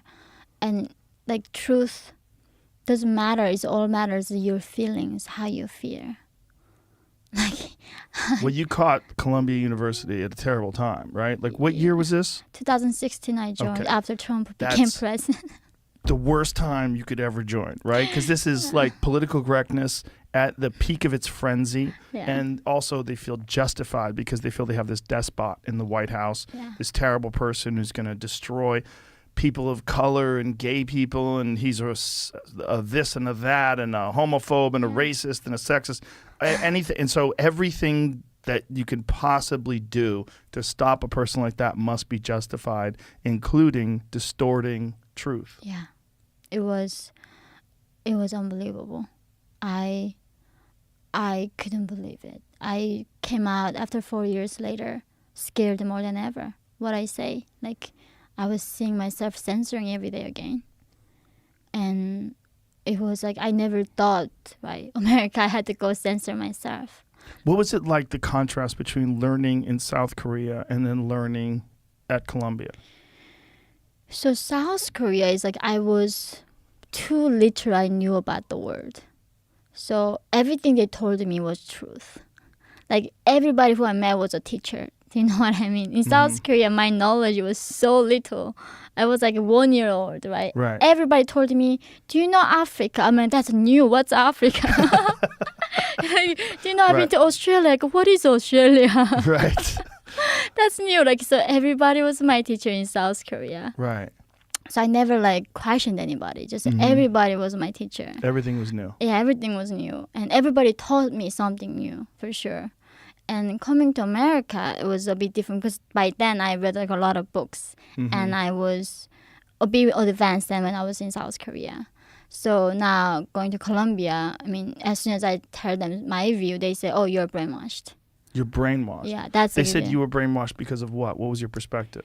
So like my professor was arguing that she was asking, so how to the sensitivity training, right? You gotta be sensitive to all findings hidden oppression, and like what do you think about men holding a door for you? And I was thinking, okay, that's a sign of decency. Like I hold the door for other people. Right. And so no, that's a sign of toxic masculinity. That's like how to show you the overpowering you. Holding a door open is overpowering. Yeah, you? it's a man when men does that. What kind of class was this? What was the It's- subject? It was I took it junior or something. It's like it was humanity class, of course. And then, and she was like, I told her, no, I think that's sign of distance. Like, that's over. Like that you're brainwashed. You're brainwashed. Yeah. How rude is that? Well, I mean, for them, it's. I mean, that's the thing. Like for me, a safe place meant where you can express your views, right? And Right. especially in the university, you can be dumb Right. to search for truth. But here, in the name of safe space, no other than the mainstream view, you cannot have them. But it's just so sad to me that there's such a lack of nuance, because for sure some men will hold open a door for you because they want to pretend that they're stronger than you, or they want to show you that they're better than you, or they want to pretend they're being nice because they're trying to manipulate you. Yeah, because there are people like that. But also, some people hold open the door to be polite because they're nice. And to deny that is to deny reality and to deny nuance. And that's what's really scary, is the sacrificing of nuance to promote a narrative that fits your needs. Exactly. I think if things are so complex, why humans do what is very complex. Yes. And they lose entire complexity. Right. And also seeing that how this thing called like white guilt Yes. or privilege was so new to me. It's like, how are you guilty for what your ancestors did? Right. That's exactly what North Koreans did to us. Exactly. And I was like, why? You didn't choose to be born as a white. I don't choose my birthplace. It's again the same thing. It's the commodity of accusations, of finding people that are guilty for no reason of their own, and maybe guilty and they don't even know it, or maybe they have some hidden bias that they're not even aware of, and they're going to search it out. And so you have these paranoid people who are like, oh my God, am I like secretly a bigot? Am I secretly a racist? And they'll reaffirm it with you.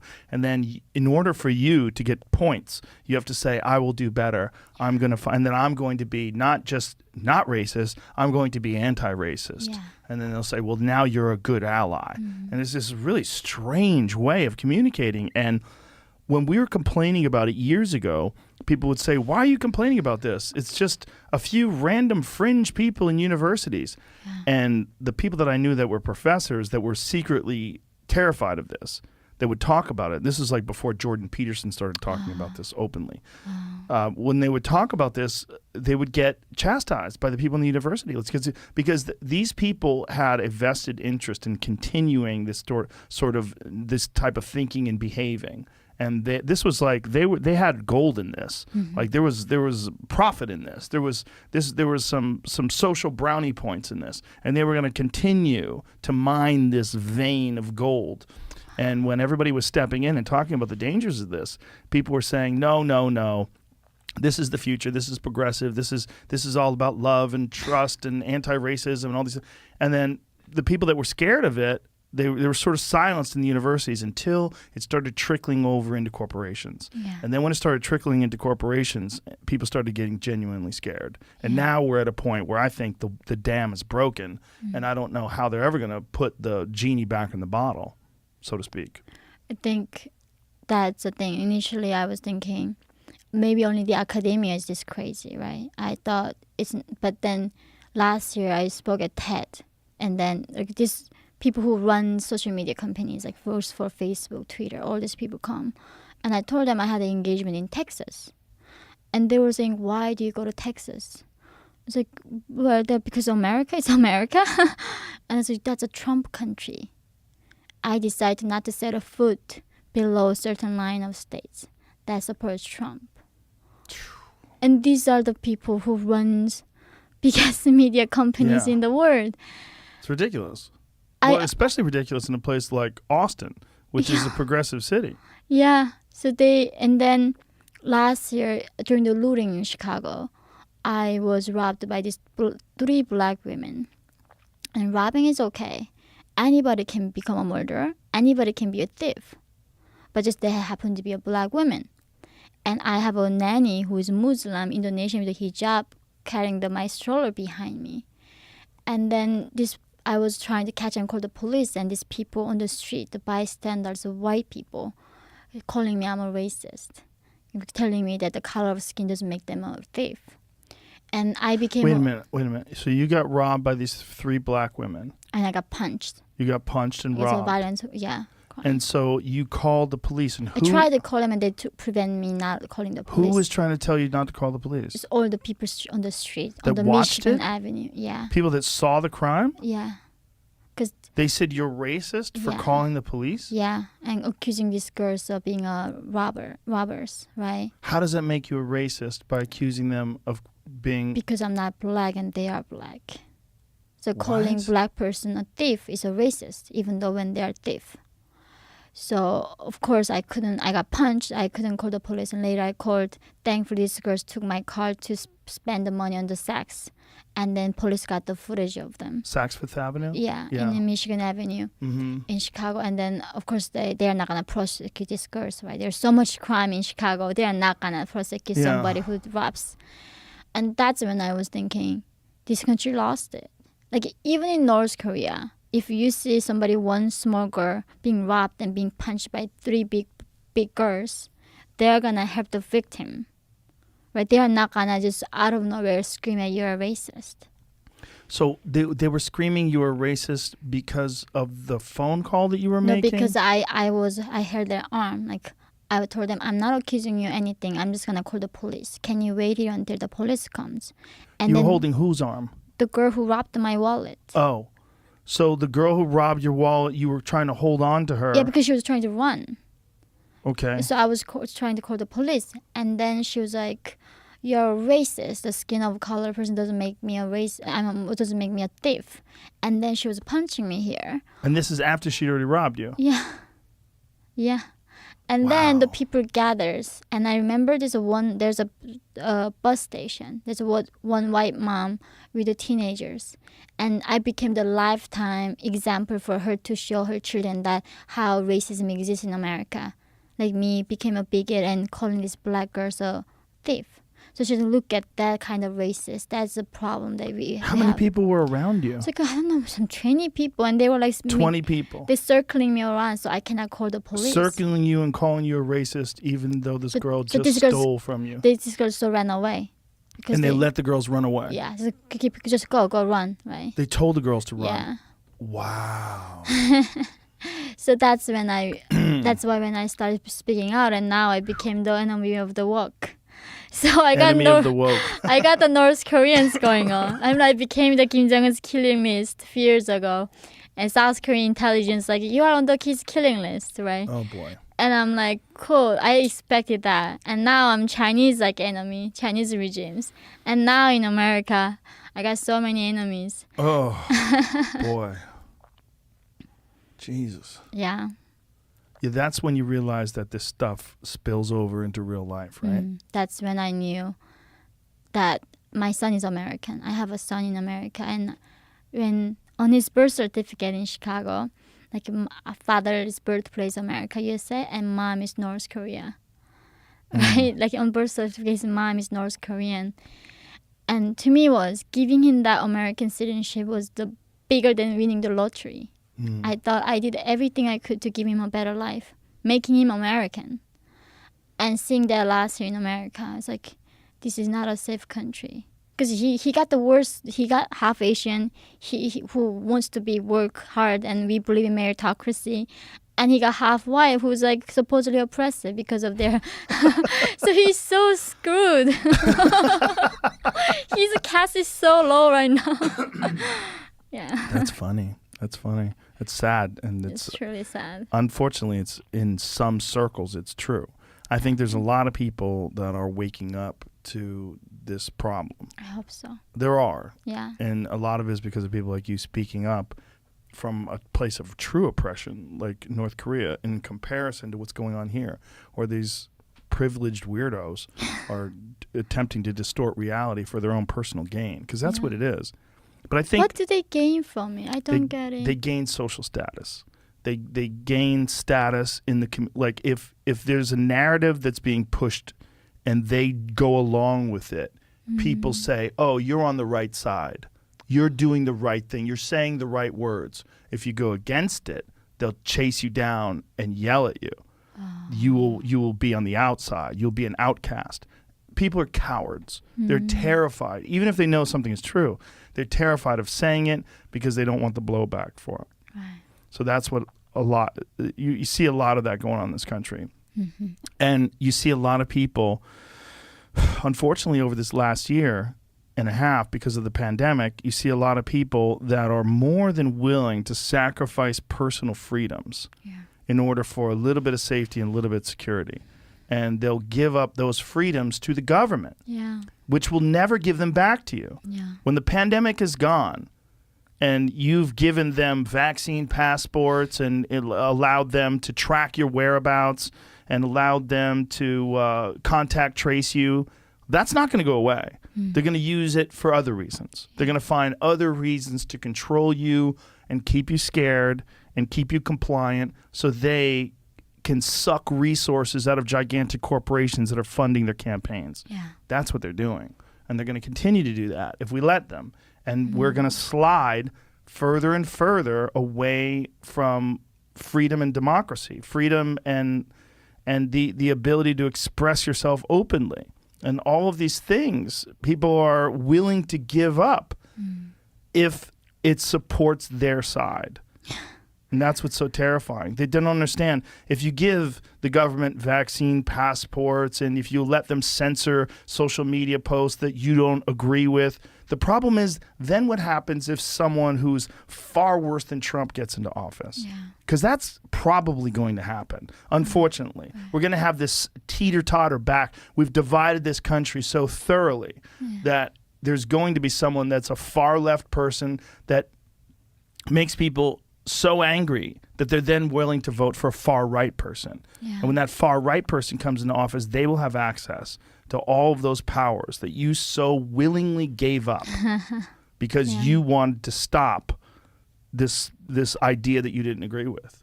And they've done this in this horribly short-sighted way. And they've done it in the name of the woke. They've done it in the name of progressivism and wokeism and all this stupid shit that is it's this social contagion that's running through this country right now.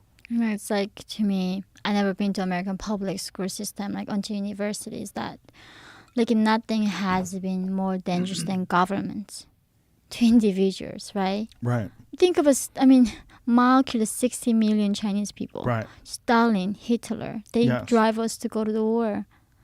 And our biggest threat is government. Big governments. Yes. And it's so unbelievable how people still just keep wanting for someone to take care of things for them. People are scared and they get delusional. They have this bizarre idea that someone's going to come along that has power, that's a benevolent dictator. It's going to take care of things in the right way. And you just give them the power. Give them the power to shut these people up. Give them the freedom of speech. It's not the end all be all. Maybe it's more important to just say what I want you to say. It's just strange. The short-sightedness is so strange because you hear people on CNN, it's supposed to be the news, and they're espousing these ideas. And they don't recognize that if you give that power up to the people that are in charge currently, the next people are going to have it too. This was the thing about the Patriot Act that people were so terrified of in this country, that were aware of the consequences. They were saying, well, Obama's never going to do this. Obama's not going to be in office forever. He's going to be in office for 8 years. If you love Obama and you trust Obama, that's great. Look what came after Obama, Trump. And now you have a dead man. Now you have Joe Biden, who doesn't know what the fuck is going on. Well, what are you going to have after that? Well, you're probably going to have someone on the right, and it's going to be someone that is a reaction to what you have on the left. This is what we do in this country. We go left, right, and we pretend, well, this guy has our interest in mind. Oh, he fucked it up too. Let's go with someone who's polar opposite. Oh, he fucked it up. And you give them 8 years each side or 4 years each side, and it just keeps getting worse. And for whatever reason, people are constantly willing to give up powers. They're constantly willing to ignore the core principles that this country was founded on, which is freedom and liberty. And you need those things. You need to be able to express ideas and debate them in full view of the world so that we get to see whose ideas are correct and whose ideas are incorrect. But in this society and today, you have people on the left, which are supposed to be the progressive people, the open-minded and intelligent people, supposedly, the people that are educated, supposedly, and they're the ones who are willing to censor people. It's bizarre. It's very, very strange. Very strange. I'm not like Christian, but I was like one day was like asking if there's God, right? Like he says everything happens for a reason. Like why does North Korea exist? Right. Makes no sense. Why does it exist? I think. Why does China exist? I think right? Or why does the Communist Party, I should say, exist? Why do they have the power to run the country that way? It's because of that delusion, ignorance in the people, to not learn from history. It's just, I don't know, do we have hope in this country? Or like, how do we get out of even this? I'm worried. I'm worried because it just seems to be sliding further and further in this direction of totalitarianism. And these people are willingly giving up these rights because they believe that that's going to support their side. And they think they're on the right side of history. They're on the right side of the truth. They're on the right side of facts and kindness and anti-racism and all the whatever concepts that they are willing to subscribe to, that they think that giving up these rights will promote. It's strange. It's very strange because it's an anti-objective perspective. They're not looking at all of and we're so polarized with the right and the left in this country. We're so polarized with Republicans versus Democrats in this country that there's no middle ground anymore. The center is this weird place where no one wants to exist because they don't want to be attacked by people on either side, particularly by people on the left. It was funny the other day when I was, after Jordan Peterson interview about, he out of nowhere like randomly asked, how did you like Colombia? And it's like, it was terrible. And then we never discussed that we were going to talk about that. And then Fox asked me to have an interview about it. So I did. But then all my friends in the liberal, why did you have to go on propaganda channel Fox to talk about the woke culture in America? And I was like, I'm still waiting a call from New York Times.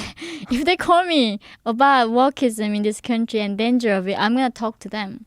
Wait a minute, the New York Times has never called you? They only called me when I was criticizing Trump about meeting Kim Jong-un without preconcessions. They never wanted to talk to you about your experience in North Korea? No. Only when I was talking about Trump, they wanted me. Who has tried to talk to you about this? Some British newspapers still do, like Daily Telegraph. They still do want me to talk about China. But whenever in American media, it's whenever I talk about against Trump, that's when I meet their narrative. Really? Yeah. That's the only time they want to talk to you? Yeah. So that's the thing. But the thing is, Fox never accused me, why did you get on New York Times and criticizing Trump? Therefore, we don't want you. But the people in the liberal mainstream media, why did you get on Fox? So I'm like, they are people too. They're both newspapers. So it is unbelievable. There's a big thing that's happening now where liberal people who are saying things that are outside of the narrative that you hear from CNN or MSNBC. They're going on like the Tucker Carlson show. Yeah. And people are furious at them. Yeah. But they're saying all the same things that they would say on MSNBC Exactly. or CNN. They're not saying right-wing talking points. No. They're saying things that they believe in, whether it's Glenn Greenwald or Brett Weinstein or whoever these people are that go on these shows and talk. These are progressive people. Yeah. But they're being chastised and they're being attacked. Mm-hmm. It's very strange and it's really dark. I know, like, I'm happy to talk to anybody. I want to go on CNN and talk about this. But they just don't give me a platform to talk about it. They don't just call me. Well, it's in support of this narrative that's occurring now where it's okay to, air quotes, deplatform people. Yeah. This is the idea. You're deplatforming people off social media that say things that you don't agree with, like Alex Berenson, who used to work for the New York Times. He is critical of the way the government and the FDA and everyone is handling COVID, right? Or the CDC or the World Health Organization. And so he's got a lot of stuff that he talks that's critical about the COVID response in this country, critical about the vaccine effectiveness, critical about all sorts of different things in the healthcare system. And they removed him from Twitter for a week. Yeah. And he's not, they removed him from Twitter recently for discussing the actual CDC's reports on the effectiveness and ineffectiveness or whatever on COVID vaccines. Wow. It's very strange. And you can't, maybe they think he speaks in a way that's inflammatory or in a way that's causing people to distrust certain institutions. But, then oppose him, debate him. Right. The way to answer speech that you don't agree with is to counter it with what you think is a more sound argument.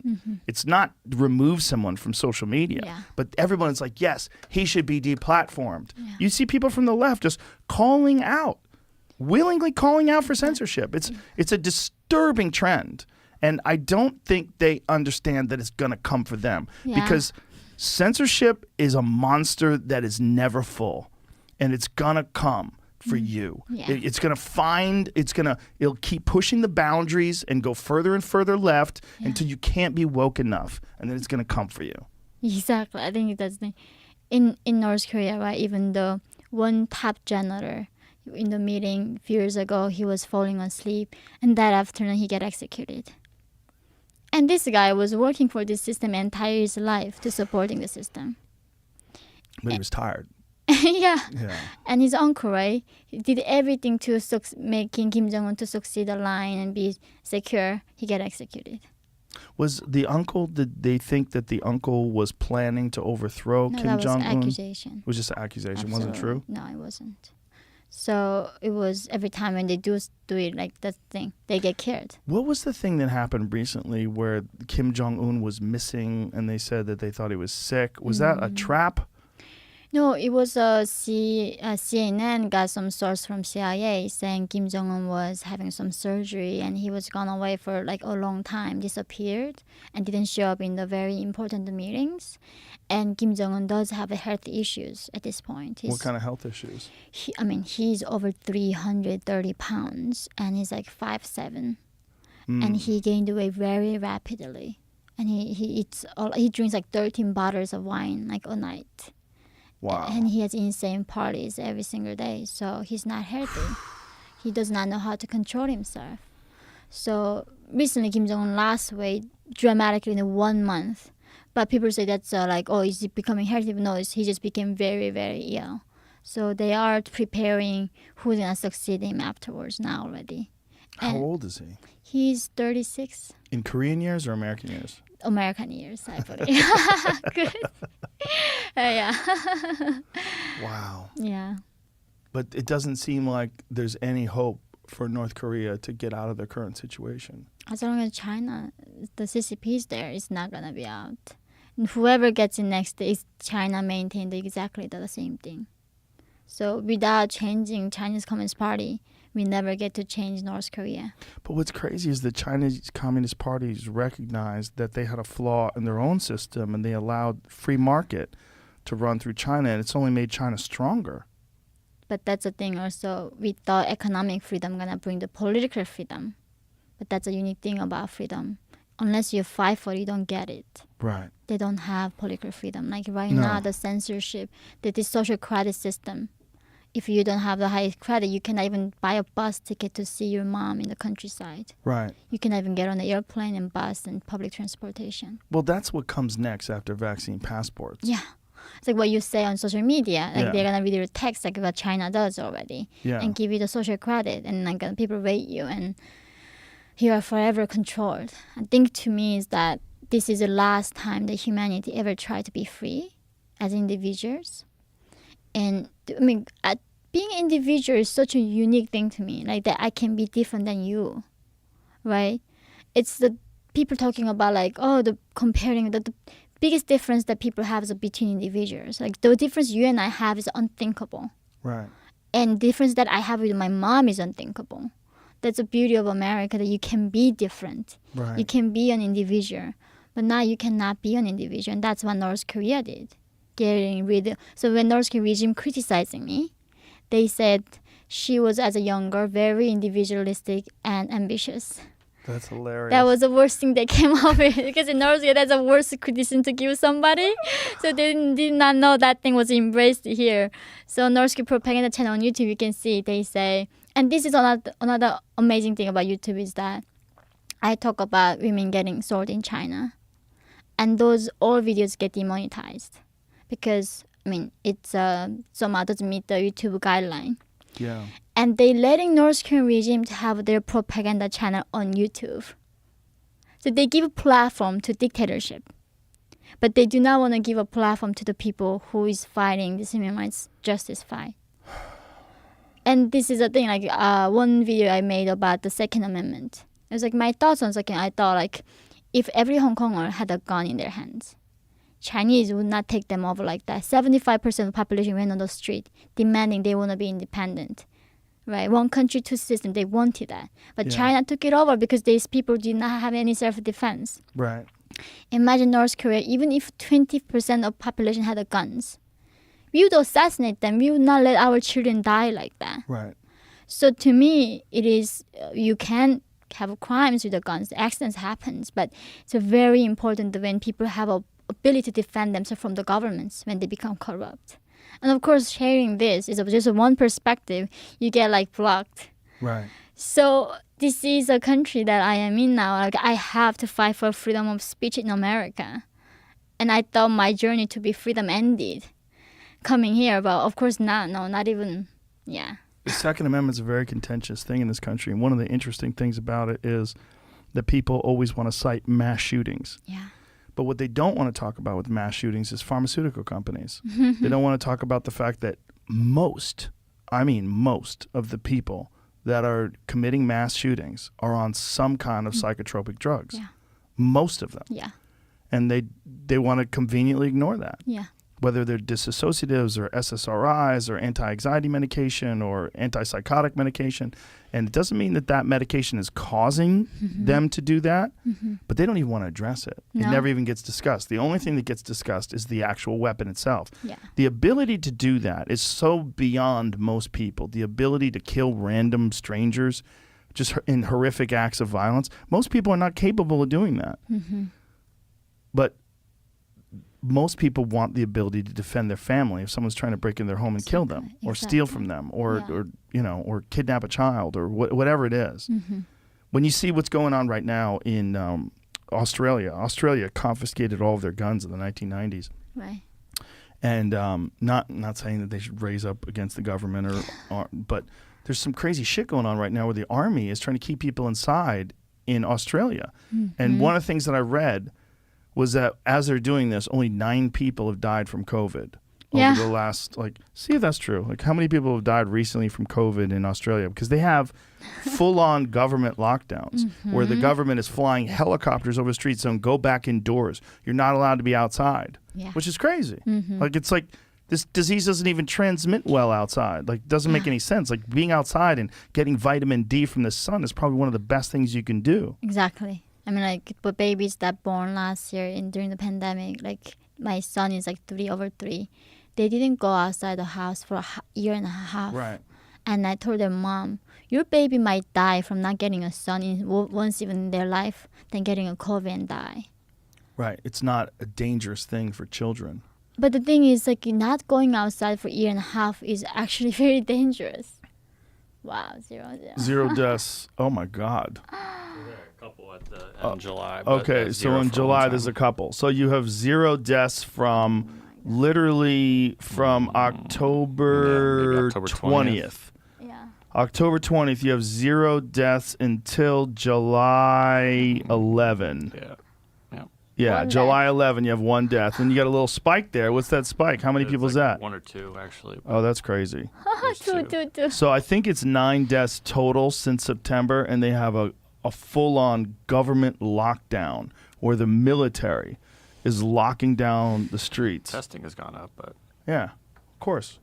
But the deaths have gone down. That's the thing. It's like, folks, people die from heart attacks in staggering numbers every year. You're not making the government force people to exercise and put down cheeseburgers. Yeah. I mean, we have to decide. Like, and they say, oh, well, the heart disease is not infectious. Okay. But the actual cause of death is pretty staggering. Yeah. Like the numbers of people that are dying from heart attacks and cancer from preventable decisions that people make that actively wind up costing the public in untold numbers of. I mean, what's the amount of money That's the burden, the financial burden on the healthcare system because of people that are obese, because of heart disease, because of cancer. It's crazy. Yeah. And a lot of it is lifestyle choices, and the government does nothing to stop those deaths. Did you nothing. read that, like, on Guardian, that talking about fitness is a sign of white supremacy now? Fitness? Fitness. It's Sign a of white sign- supremacy. Yeah. I know a lot of black people that are really fit. No, but They you're need to not talk to sup- David Goggins. He's a white supremacist. He doesn't even know it. Yeah. Well, that's just people looking for things to be upset about and to call things racist or sexist or homophobic or whatever or bigoted. They're just looking for things to target. But this is in North Korea, is that in North Korea, when they said this is our sworn enemy, death Americans, doesn't mean much. Like, there's so much words that doesn't mean anything. Mm-hmm. And now I'm in America, it's same thing. Like, everybody's a Hitler, everybody's a Right. Nazi, everybody's a Everyone's a Nazi. racist. Yeah. And I'm a racist, I'm a bigot, right? I'm a Nazi now too. But like, I did not even know what the like Nazi was. The problem is they're just trying to shut people down by using those words, and those words are horrible. If Yeah. someone is an actual racist and you call them a racist and everybody else sees that they're a racist, it's a horrible accusation. So they're using that so freely that they're distorting the meaning of it, and it doesn't work anymore. It's like Doesn't. crying wolf, the old expression of the boy who cried wolf, the story. That's literally what's happening right now in this country.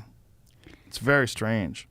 I know this is what people told me. This is new to them too, because I came here in 2016 January, Yeah. and I thought this was always America was like, and I go, what was a country that I dreamed of far away, right?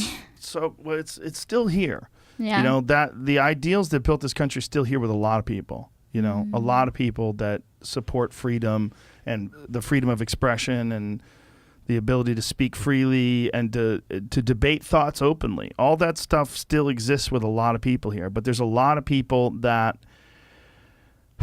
are willing to give that up. They're willing to give that up if their side can win. And it's very confusing because it's a mixture of toxic tribalism and short-sightedness mixed with ideology. And it's a disturbing moment in time.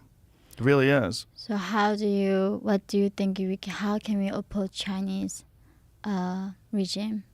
It's infiltrating everywhere. That's a good question. You know, What when you do see you- John Cena from Yeah. the WWE apologizing for calling Taiwan a country, and you're Yeah. like, holy shit. LeBron James, Yeah. this guy talking about justice all day long in America. Yeah. So what do we do with Well, China? they're corrupted by money. That's the problem. The problem is China. Look, when that movie, The Fast and the Furious, came out, I think the numbers, I'm roughly saying the numbers, but I think the numbers were, the box office weekend was $160 million. $136 million of it was from China. Oh my gosh. Yeah. It's terrifying. Oh So when he had to apologize and said, I'm so sorry, I made a mistake, I was really tired, all he did was call Taiwan a country. right. I mean, it wasn't something where he said, you know, China's a terrible place, it sucks, I hate the Chinese people. He didn't say anything like that. He didn't say anything like that. All he said was he called Taiwan a country. It's crazy. It's crazy that people are willing to give a country like China that much power because of money. But that's the reality of this world that we live in. We don't manufacture anything in America anymore. I mean, all these woke people tweeting on iPhones that are made at Foxconn in China where they have nets around the building to stop people from jumping off the roof because there's so many people that commit suicide that they have to have fucking nets. Yeah. And the fact that people don't make that connection, they don't understand how crazy that is, that you're literally supporting this company that is making people work so much for so little, and they're so desperate and so sad that they're jumping off roofs in numbers so high they have to put nets on them. No one even brings it up. Convenient. Yeah. Strange. It's a strange form of hypocrisy. Yeah. Do you think, I don't think capitalism is a problem. Because then people say, oh, because of the capitalism make people greedy, right? Because people in capitalist countries were way better than people in communist countries that I've ever seen. And way less corrupt. I think they look at the worst examples of capitalism. And there are horrible examples of capitalism. And there are people that are willing to do anything for money. Right. I mean, you're seeing that with people like John Cena apologizing for China, right? I mean, that's the kind of thing where that is a form of capitalism that you're seeing, apologizing to the Chinese Communist Party, but it really is about capitalism. It's about his ability to make money and the chance that he might lose money or that his film might not be distributed over there anymore. It's like a real problem that he had to apologize for. You're seeing that with like these subprime mortgages that cause the housing collapse. You're seeing that with when you see corruption in the stock market, or when you see that with you see any kind of savings and loans corruption. And this is financial corruption and stealing money and the corporate influence that they have on politicians and lobbyists and special interest groups. That's all capitalism run amok, right? But the bare bones of it, the idea that there's many parts of this country that are still a meritocracy. There's many parts of this country where you can work hard and do better for yourself and accomplish things and provide a service that people enjoy, and they give you money, and the harder you work and the better your product is, the more you profit from it, and that gives people incentive to do well. That the foundation of that still exists. We just have to be very careful that we don't give that up. We have to be very careful that we don't give that up and give the power over to the government, because the government is ultimately, they're human beings, and human beings, when they have unchecked power, it's very dangerous, and it has been throughout history. The default position, if you go throughout history and you look at all of the governments that existed until America really came along, it's dictators. Yeah. All of it. It's always been the case. It's always been one group that's in power. The best way to be in power is to be ruthless and to attack anytime you're challenged and confronted, and punish people in open air, execute them publicly. Any dissent gets shut down instantaneously. Censor any speech that doesn't go along with the speech that the government is projecting. That's always been the standard. That's been the standard throughout human history. Every king, every emperor, they all did the same thing until the United States. And there's people in the United States that are willing to give that up. Yeah. They're willing to give that up because they want their side to win. And it's terrifying. It is. It's terrifying because once you give it up, you're never getting it back unless we go to war again, unless we have a civil war in this country. And then if we have a civil war in this country, guess who's going to sneak in? China. China's going to sneak in, and they're going to take over all sorts of corporations by buying them out. They're going to take over all sorts of politicians by influencing their campaigns and changing the laws that they're willing to support, and changing the amendments and the different ways that we govern the country.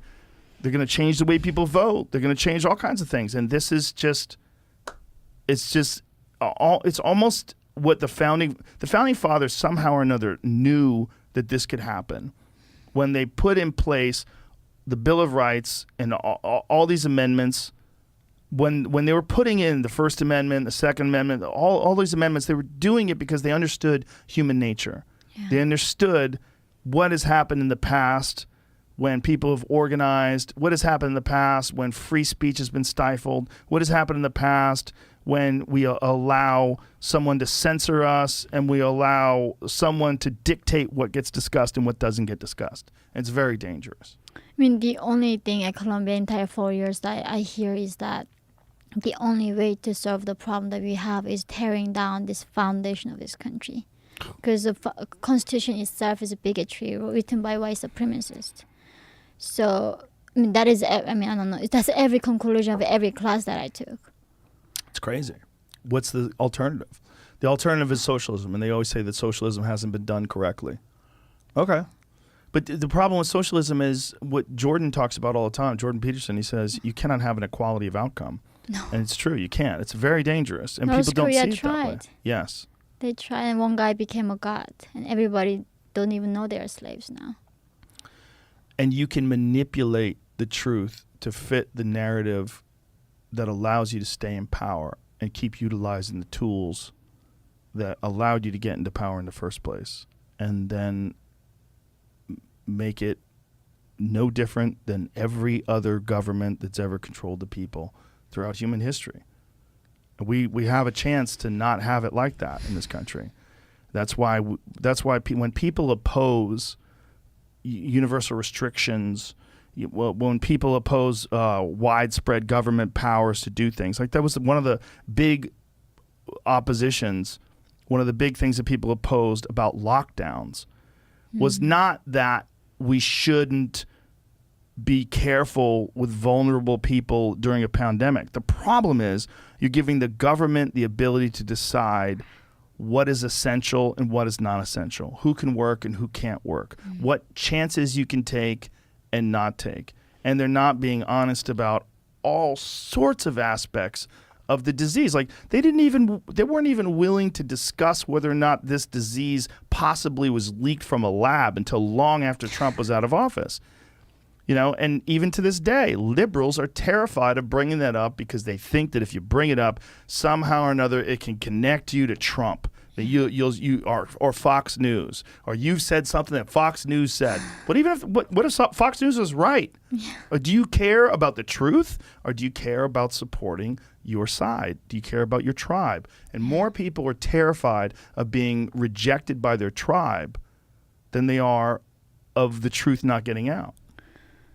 You should be terrified of lies. You should be terrified of the truth not getting out. You don't know what the landscape is unless you're allowed to assess and analyze all the aspects of life, all of them.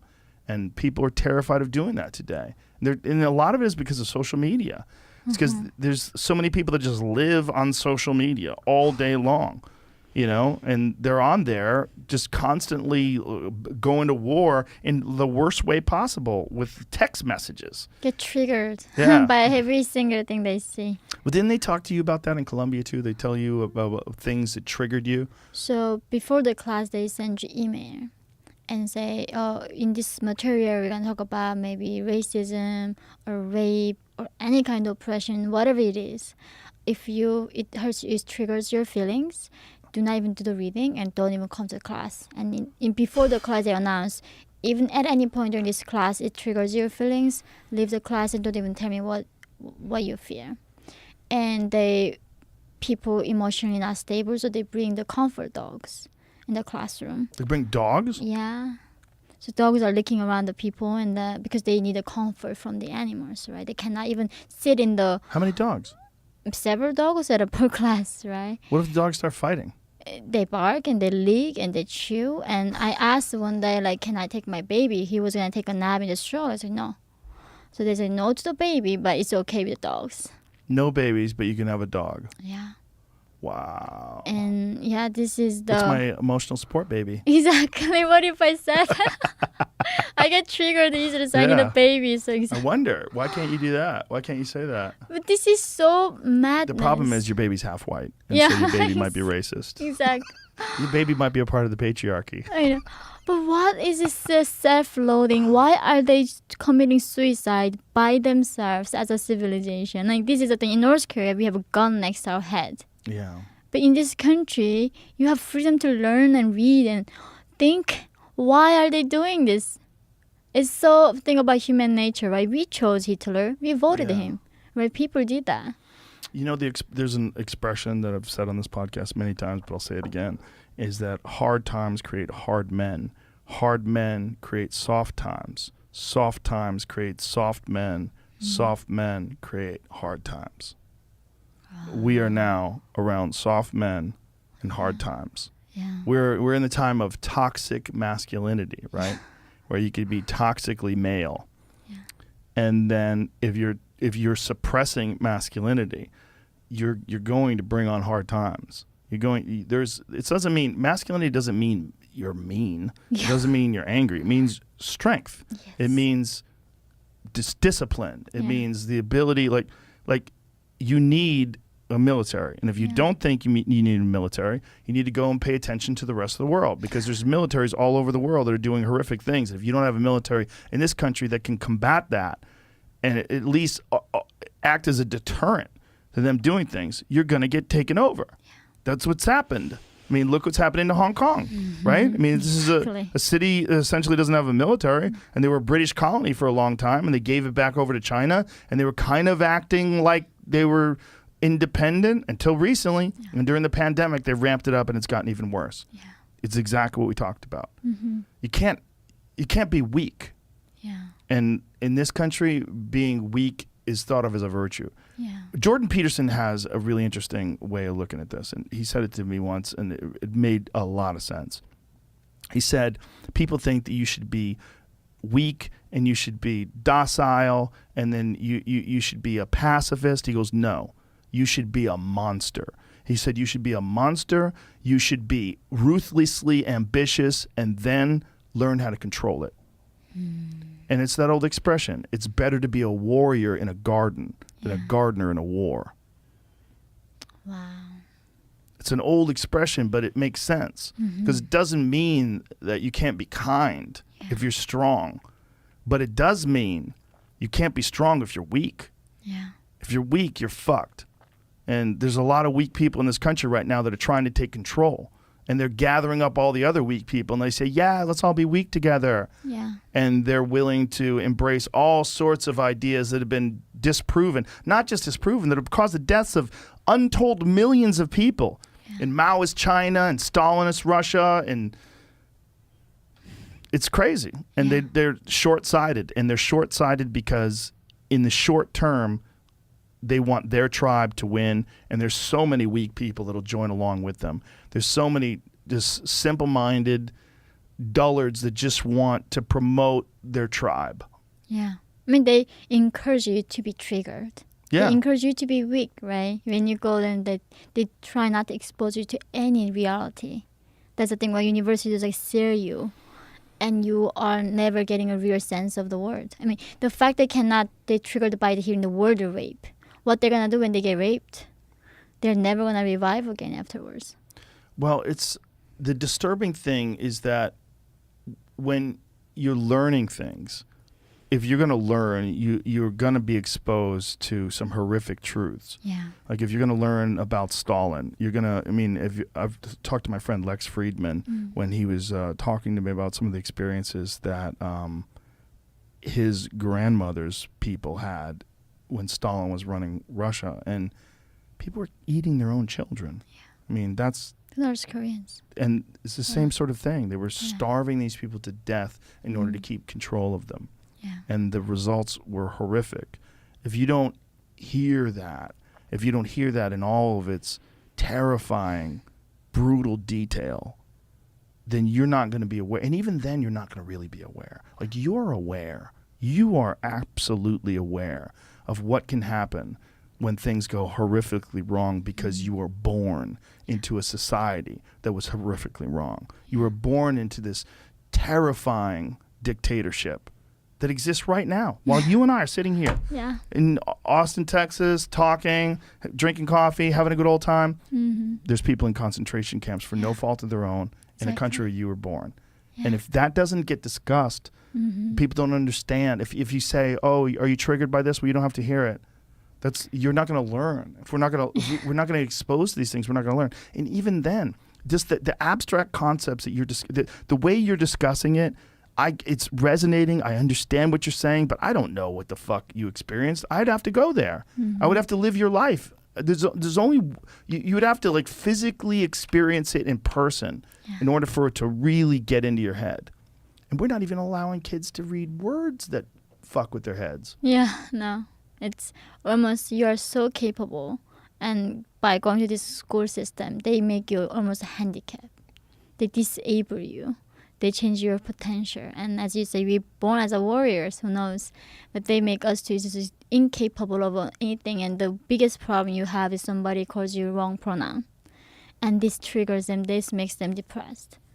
And this is a thing all they think is the biggest injustice they've ever seen. Yeah, we've weaponized people being offended too. Yeah. When people are offended, they get a massive amount of extra attention. All they have to do is yell about it and scream about it and talk about how horrible it is, and everybody's like, "Oh my God, I hear your truth. I feel you when you're saying this," and it makes them special. You're encouraging people to act up instead of encouraging people to change their perspective and to see things for what they are, or to look at the way other people see things. Yeah. To look at it from someone else's viewpoint, from someone else's life, from someone else's learned experiences.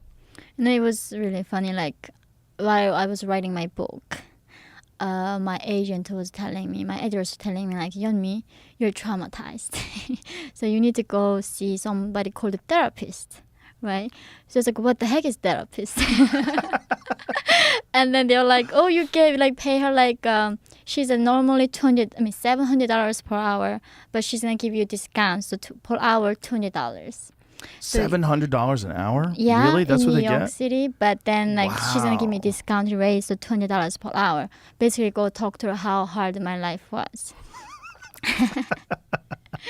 And then I was like, the fact that I know what trauma is, what PTSD is, like the fact that there are people like right now, 25 million of my people don't even know what trauma is. Right.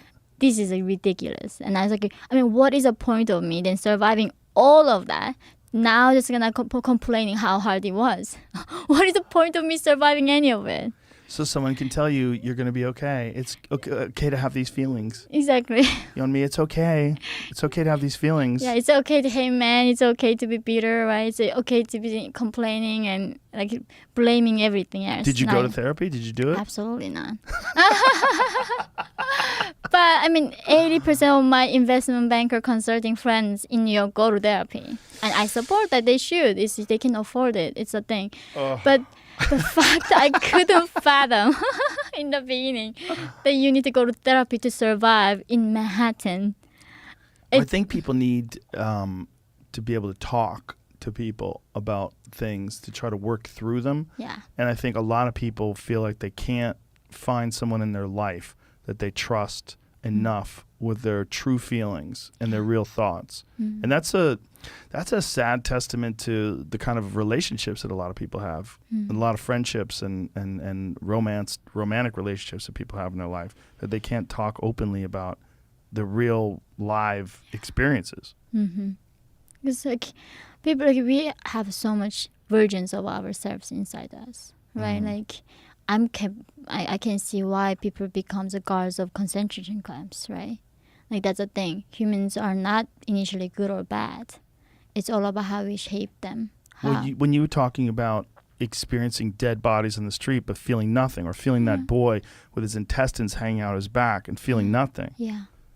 that's because of the way you grew up. Yeah. That's the thing. Like humans are most adaptive species. We are so adaptable. Yeah. And that's also good and bad. Is we can adapt. We can adapt to the concentration camps, right? We can be the guards and not feel guilty about it. And I think not talking about that, not talking about the evil or what we are capable of, the darkness. That's that, like everything in North Korean news is wonderful things. Now in this country, because they say there's no room for hate speech, they want everything to be la happy flowery words. Yeah. But the thing is, we have dark side. No matter what you do, they're gonna be murderers. They're gonna be rapists. Yeah. Even we don't talk about rape gonna happen. So getting rid of these people and deplatforming them, canceling them, we don't get rid of the actual problem. So in a way, it's better off for us to talk about our full nature, what we are actually capable of, right? We can be so resilient, compassionate beings, or we can be complete like asshole, like not caring about anything at all, like Kim Jong-un.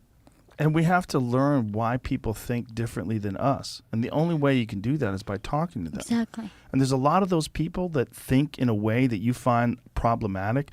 They can be converted. They can be talked to. But not if you treat them like they're the enemy and cast them aside and block them from communicating. Yeah.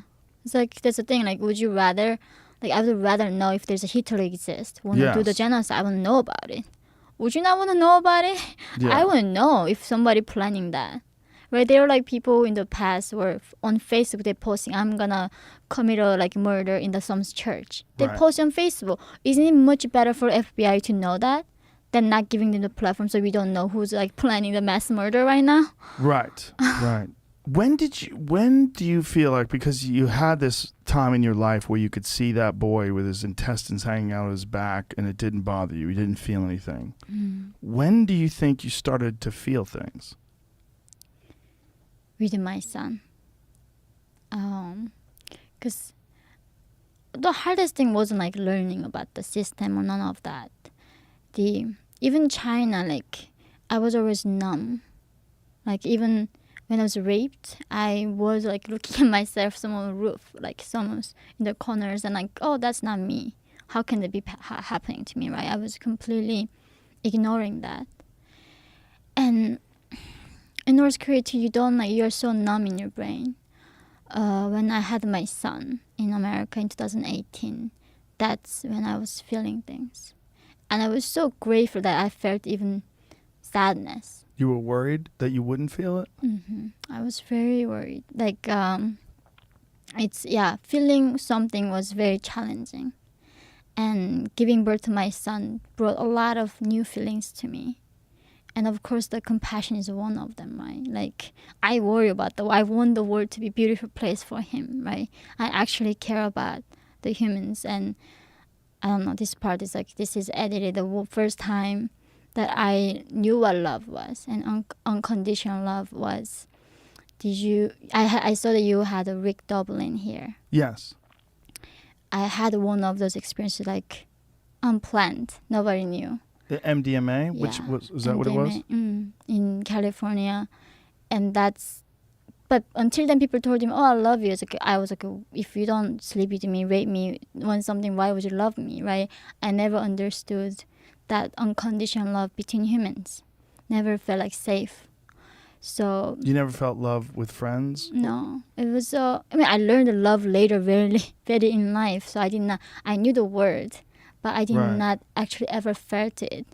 So when I owned that, for the first time, I was like, all I felt was love, and zero fear.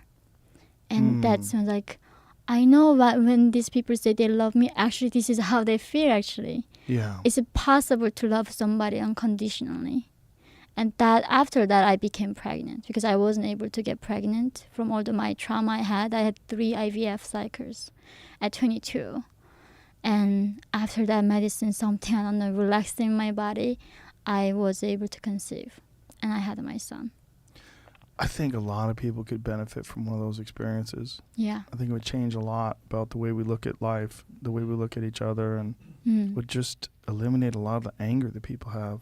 Exactly. A lot of the misplaced anger, Mm-hmm. unproductive, unhelpful, corrosive, dangerous anger for no reason. There's so much of it, and so much of it is so confusing, and so much of it is based on our own insecurities and our fear that other people won't love us back.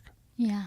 And if you do one of those experiences with other people and you're all in it together, you realize, wow, so the world could be like this all the time? Exactly. World can be so different, isn't it? Yeah. It can be, everything can be understood. Like, that's the thing. Like, in the center of everything, there's love.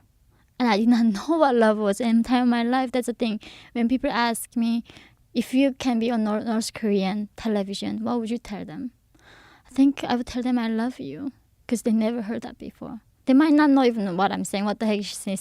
She loves me, right? Right. But I think that's the thing. Like, I did not know what it was. But everything that we do for love, we have children for love, right? Why do we even live? Everything, the point of life is like love. Right.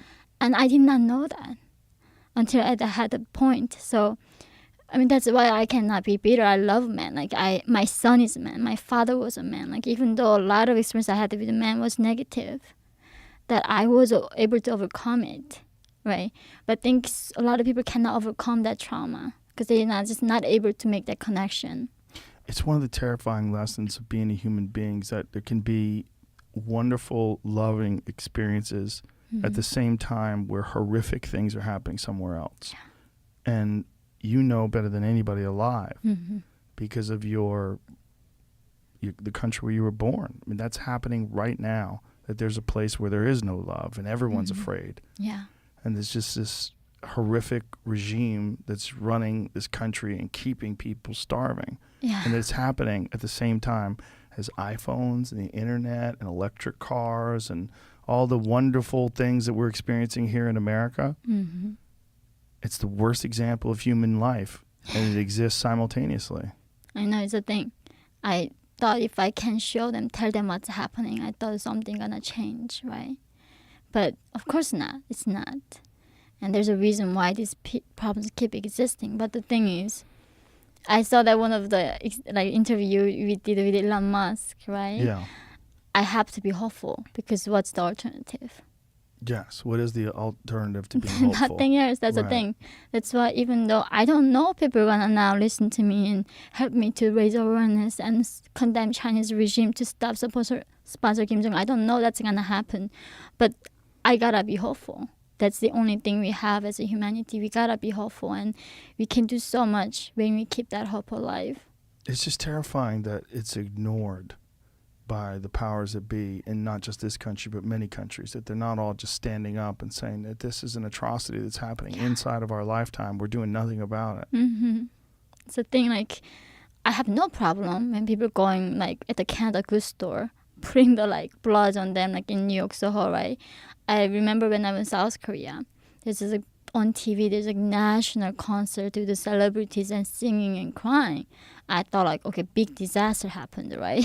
While these people all emotional and crying, and it was a fundraising for the dogs and puppies and animals. People eating animals? No, it was just like their environment, how shelter like environment is hard for these animals, how it's Okay. not clean, how they don't, you know. Okay. Animal how- shelters, right. So they were crying, and I was initially shocked. Like, what do you mean animals have rights? Right? Like, as a human being, I did not know I had the rights as a human. Right. And what the F, really? Like, animals, puppies have rights here?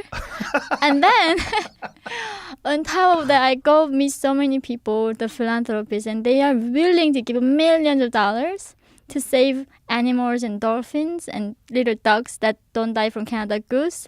But they do not want to rescue these girls who are raped every single day. Yeah. And somehow, I think it's anti-human sentiment. I don't know even what that is. Like, the fact that we care about animals' rights is a beautiful thing, isn't it? We Yeah. care that something cannot speak for themselves. They are vulnerable. And there are people, a lot of people cannot speak for themselves right now. That, as you said, being free is exception.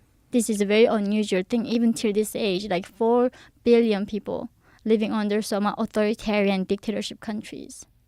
So what we got is really unique. And people somehow refuse to speak for another human being. They would rather speak for a little puppy. And it's very the hypocrisy that doesn't make sense. Like, if someone's suffering that bothers you, why the human suffering doesn't bother you? I think it's so big and so insurmountable that they don't feel like they can do anything about it, and so they're scared.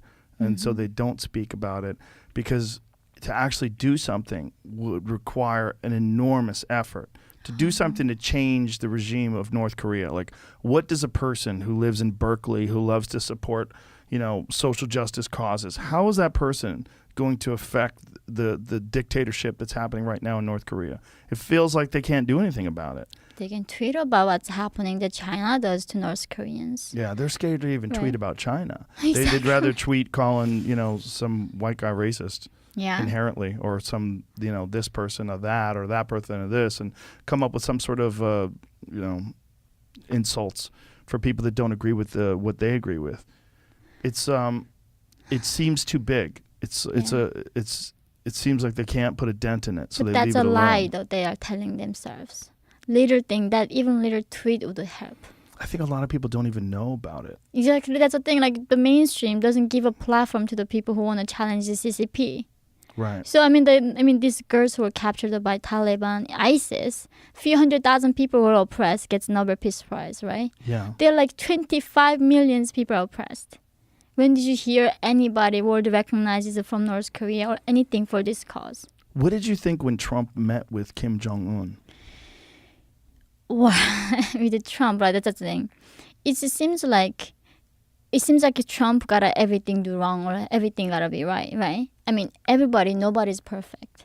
I do think Trump was really right on calling out China. Right. He was the first president to actually talk about to Xi Jinping that you gotta fix North Korea because you enabled it. Mm-hmm. That was the first president ever mentioned China with North Korea. That was great. But sitting down with Kim Jong-un without any preconcession, because think about it, inside North Korea there are military powerful men, and they think if Kim Jong-un is backed by American president, they're not gonna start a coup or do anything about it. So for Kim Jong-un, it was a very good opportunity to legitimize his power within a country, inside North Korea to consolidate power. Because until that point, even Xi Jinping didn't invite Kim Jong-un to China over even once. So Kim Jong-un was more like this young man nobody accepted. But Trump wanted to meet with Kim Jong-un, so Xi Jinping invited Kim Jong-un to over first before Trump meeting. So that's how he went to China for the first time and meeting Xi Jinping. Because he knew that Trump was going to meet him. So, I mean, of course, China won't have influence beforehand. So that's why, Of course. right before the meeting, he went to China first. And until that point, China didn't even invite Kim Jong-un. It was too lower for them. Really? They would not even recognize. Yeah, it was their like a little brother of the puppet state. So they would not treat like Kim Jong-un like a leader. He didn't even get the invitation to visit China. Is there a real possibility that someone could overthrow him from within inside the country? It's impossible because China is behind it. China is fully behind of, China lend this land for 200 years, 50 years on this like mine towns, mining, blah, blah. Everything is lent to China. So North Korea is not Chinese. And the labor is free for the Chinese to use. So everything is now Chinese in North Korea. It's China, basically. Nothing is North Korea's anymore. Wow. I mean, these mines, everything is like land like 200 years. That's the least they have. I mean, how many generations that change in 200 years time? Right. So it's North Korea is China. There's really no distinction at this point. And China is very clever in the way they have all these interests in all different parts of the world, and in Africa and all these different mines. And It's like all through economic Yeah. power. That's how they disable them and enslave to their ideology, and then they cannot speak up. And that's happening to American, even Ivy League schools get funding from China. So all this research is like papers. They don't do things that challenge their narrative, right? And the media, Hollywood, right? They need the money from China, so they are not gonna do anything about it. So that's how slowly they infiltrate every sector that we have right now. Part of me is very upset that more people have not talked to you. Well, because I'm a liar. Because I'm a liar. I'm the propaganda puppet of the West. CIA trained me. That's what they say. Oh, yeah. So when I was starting giving interviews in the beginning, that like 15 and 13, the age difference that I did not know, right? Right. And then like the mountain that I climbed, they went to Google map somewhere and checked the altitude. So basically scientific altitude, I should not have said it was a mountain. It was a high hill. But as a child, like I don't know what altitude is a hill or mountain. I still don't know the Right. difference. So I said the mountain that she's alive because what she climbed was a hill. So they try to get you on a technicality Yeah, but with the altitude of the hill, and then also on a technicality with the age, which you Yeah. explained. So she's like trying to change her name. But one thing I did hide was that I trafficked in China. Because in South Korea, still girls' virginity is everything. And I wasn't planning to come to America, right? I didn't even have a right to come here. I was South Right. Korean. I wanted to have a child. I wanted to have family. And if I say I was raped 2 years by a human trafficker, who's gonna in normal same family gonna take me? Right. So I had to lie that I said I was okay. My mom only raped and she covered me. And then when I was writing my book, I knew, of course, Penguin is not stupid. They took a legal team with the people with me and then got the live recording of people who crossed desert with me, who grew up with me, everybody. So they got the live recording in the legal team. So that's why after the book, there's not even one single accusation because they were going to sue afterwards. Like we have entire evidence. Right. So it was everything before the book. And also the thing is, a lot of Maoists, Leninists, they sympathize North Korean regime, right? So many people hate America. And I'm here saying America is the best country in human history. Of course, I now became the symbol of this bigotry. So, But I'm just shocked that more people in America are not talking to you. That more of these mainstream outlets don't want to hear your story. because of China piece, my story is very inconvenient. Because I'm a slave. Actually, I was a slave. And I was bought by Chinese and exploited by them. So how do they cover my story without including China piece? It's an impossibility. I can't believe that that's keeping people like the Washington Post or the New York Of course Times. it is. I know, but it's hard to believe Yeah. that this isn't just a human story, Mm-hmm. a staggering human story, an amazing human story in terms of like the education that you've had, the experiences that you've had, the way you've changed and evolved, and having escaped from North Korea into China and then to South Korea and then eventually to America and experienced all these things from this very unique perspective. I mean, it's an incredible story. But no, because they expect me to become now victim, right? Because they expect me to hate all the men and the system, and not. But like I do not tell. Like I'm not a victim. I'm very grateful. Like my book starts that there are two things I'm grateful for: that I was born in North Korea and that I escaped. So it's like I don't fit the narrative they are trying to portray in any way.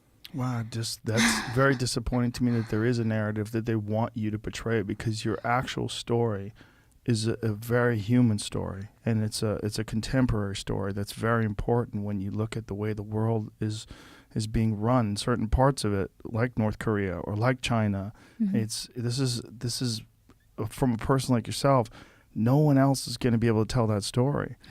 Your story it's impossible for anyone that hasn't experienced it to tell. It has to be you. Yeah, but then that's why I'm grateful despite all that, North Korea did everything they could to character assassinate me. Because that's what they have, the biggest hackers, and they have the armies of hackings and go harass people and hack the Sony studio. Remember when they were made a movie? So they exactly the same thing. They were reaching out to Penguin, my editors, like we're gonna blow Penguin if you write this book. And there was so much harassment. And internally, we were so scared, like Penguin people, like we don't want to lose our job, we don't want to blow up. So they don't even talk about in the public that you get attacked from North Korean regime. Like North Korean's diplomat in London was reaching out to my editor to sit down and meet them in person. Wow. To stop the book. So, and of course, like everything is written on media, that's all believable, right? Everything's written, then people just believe whatever it was. Yeah. So it's now that's what North Korea is so good at, like creating this narrative and character assassin people. And eventually it doesn't work, they're going to kill you directly. And that's what they did. Initially they were like threatening me and stop talking about it, and then I still did. So they put entire 3 generations of my family on that North Korean propaganda channel. And they made them to denounce me. And they were gone. So... They're gone? Yeah. Because I still have agents in North Korea, and they all disappeared. So they were all killed? Yeah, concentration camp means death. So even including my neighbors. And that was so unbelievable is that, what's the crime of being a neighbor? They were not even that close to me. But these neighbors, the fact that they knew me, that was their crime. And this video is on YouTube. And they went after everyone you knew. Yeah, everybody I knew. Everybody I knew. In my entire town and entire my father's side and mother's side, entire generation. And my cousin that I raised. And yeah, that's the thing. Like I knew this is an evil regime. But I somehow thought, like, how can they be threatened by 13 years old? I'm not even sharing how North Korea develops their missile program, right? All I'm saying is what the UN says. Like, there is a public execution. You see from satellite photos, you see. And there's like 33,000 North Korean defectors made to South Korea. They talk about starvation. And then that we get captured in China and being sold, and there's documentaries about it. So I'm not even sharing the first class information. I just didn't think they were going to be threatened. I just really didn't think that I was gonna be a threatening to them at all. And they don't like allow any dissent. What do you think is going to happen with that country? Like China, they can last a lot longer. They might last longer than us. They might beat us. Because that's the thing, like, it's, as you said, people become softened. And they do not know how to be resilient, right? And also, as you said, people here been surrounding such a goodness of the world. They don't recognize, they don't even know how evil can be a man be like, right? A regime can be like. They don't know how cruel these regimes are. They don't even recognize the darkness they see. So I think because our inability to recognize this crime and darkness, I think they might outlast us. So that is my biggest fear. And So you have a genuine concern that this country could collapse. yeah. I mean, every civilization collapsed. Persians, I mean, how many civilizations before us came? Right. The They Greeks, were- the Romans. Yeah. Exactly. So there shouldn't be any exception to Western civilization. If we do not appreciate and guard this civilization, that alignment that we got, Especially if you pay attention to what's going on right now. of course. And especially the way it's emanating from the universities, which is what's teaching and putting ideas in the minds of young people who will then go on to run things. This foundation is corrupt. The only way that is to us to change is of getting rid of a Western civilization, getting rid of American Constitution. Great. It's not. I'm not saying like every class you set at Columbia. That's how they end the class, right? Every problem going back to root. Getting rid of white men. They are the problem. They are the source of every single problem that we have. They mess up Africa. They mess up Asia. They mess up every single thing. And like one class I remember at the end of senior year, taking the music class, right? It should be the least political. Western music is one of the core curriculum. And the professor asking who has a problem studying Western music. And of course everybody raised their hands. Because of these bigots like Mozart and Beethoven, they silence all the minority groups. We have to listen to these bigots right now. And it's the fact that Columbia having this core is like a shame. And so I'm like, I'm sitting in the West. What's the problem studying Western music in the West? Right? Well, not only that, you're studying musical history. You can't deny the history. You can't deny that these people made this music. It doesn't absolve anyone of any crimes that they committed if they committed crimes. Yeah. But to deny it all. Yeah. And they say like reading Jane Austen is like a hidden oppression that we don't see because she was living in a time of white colonialism and white supremacy. So the fact that you read Jane Austen is you get subconsciously brainwashed. And this is how you need to look for hidden oppression. Oh my God. Oh, it's so disturbing. It's so real, though. I mean, that's really what's happening right now, and people are paying hundreds of thousands of dollars to have their children indoctrinated into these ideas. Yeah. Well, I don't know where we're gonna end up in 10 years. I don't know either. But I really enjoyed talking to you. Thank Me you very too. much. You're a very, very brave person, Oh. and I think that your message is, it's very important, and it's also, there's no one else who can tell it. It has to be someone like you who's gone through what you've gone through, and I think it's huge for the world to hear. It's incredibly significant, and I hope more people want to talk to you. No, I think I'm so grateful is that in the desert, when I was crossing the desert, my father died a few months from a cancer he had in the concentration camp. And he died, and I had nobody to call, right? He died in the morning, 7 a.m., waiting till night so I can bury him in the middle of a mountain. And I couldn't even cry because if you cry, neighbors gonna hear. So I'm numb, like sitting next to dead body. And I was thinking, wow, like being a human means nothing. Like even dog dies, you go to your neighbor and ask them like your dog died. And in that desert, like that's the thing, like I wasn't afraid of dying. I was like thinking, nobody knew that I existed. Nobody knew that I came to this earth and left in this middle of desert. And that's the thing, like nobody knows that North Koreans exist. Nobody knows our stories. So I think the fact that people knows my father and my people is the biggest comfort for me. You know, I think that's not even given to us. They don't know we exist. So I'm so grateful that you gave me this opportunity. Well, I'm very grateful that you came here just to talk about it and to tell people. And I'm glad a lot of people are going to hear this. Thank you. Thank you. Thank you.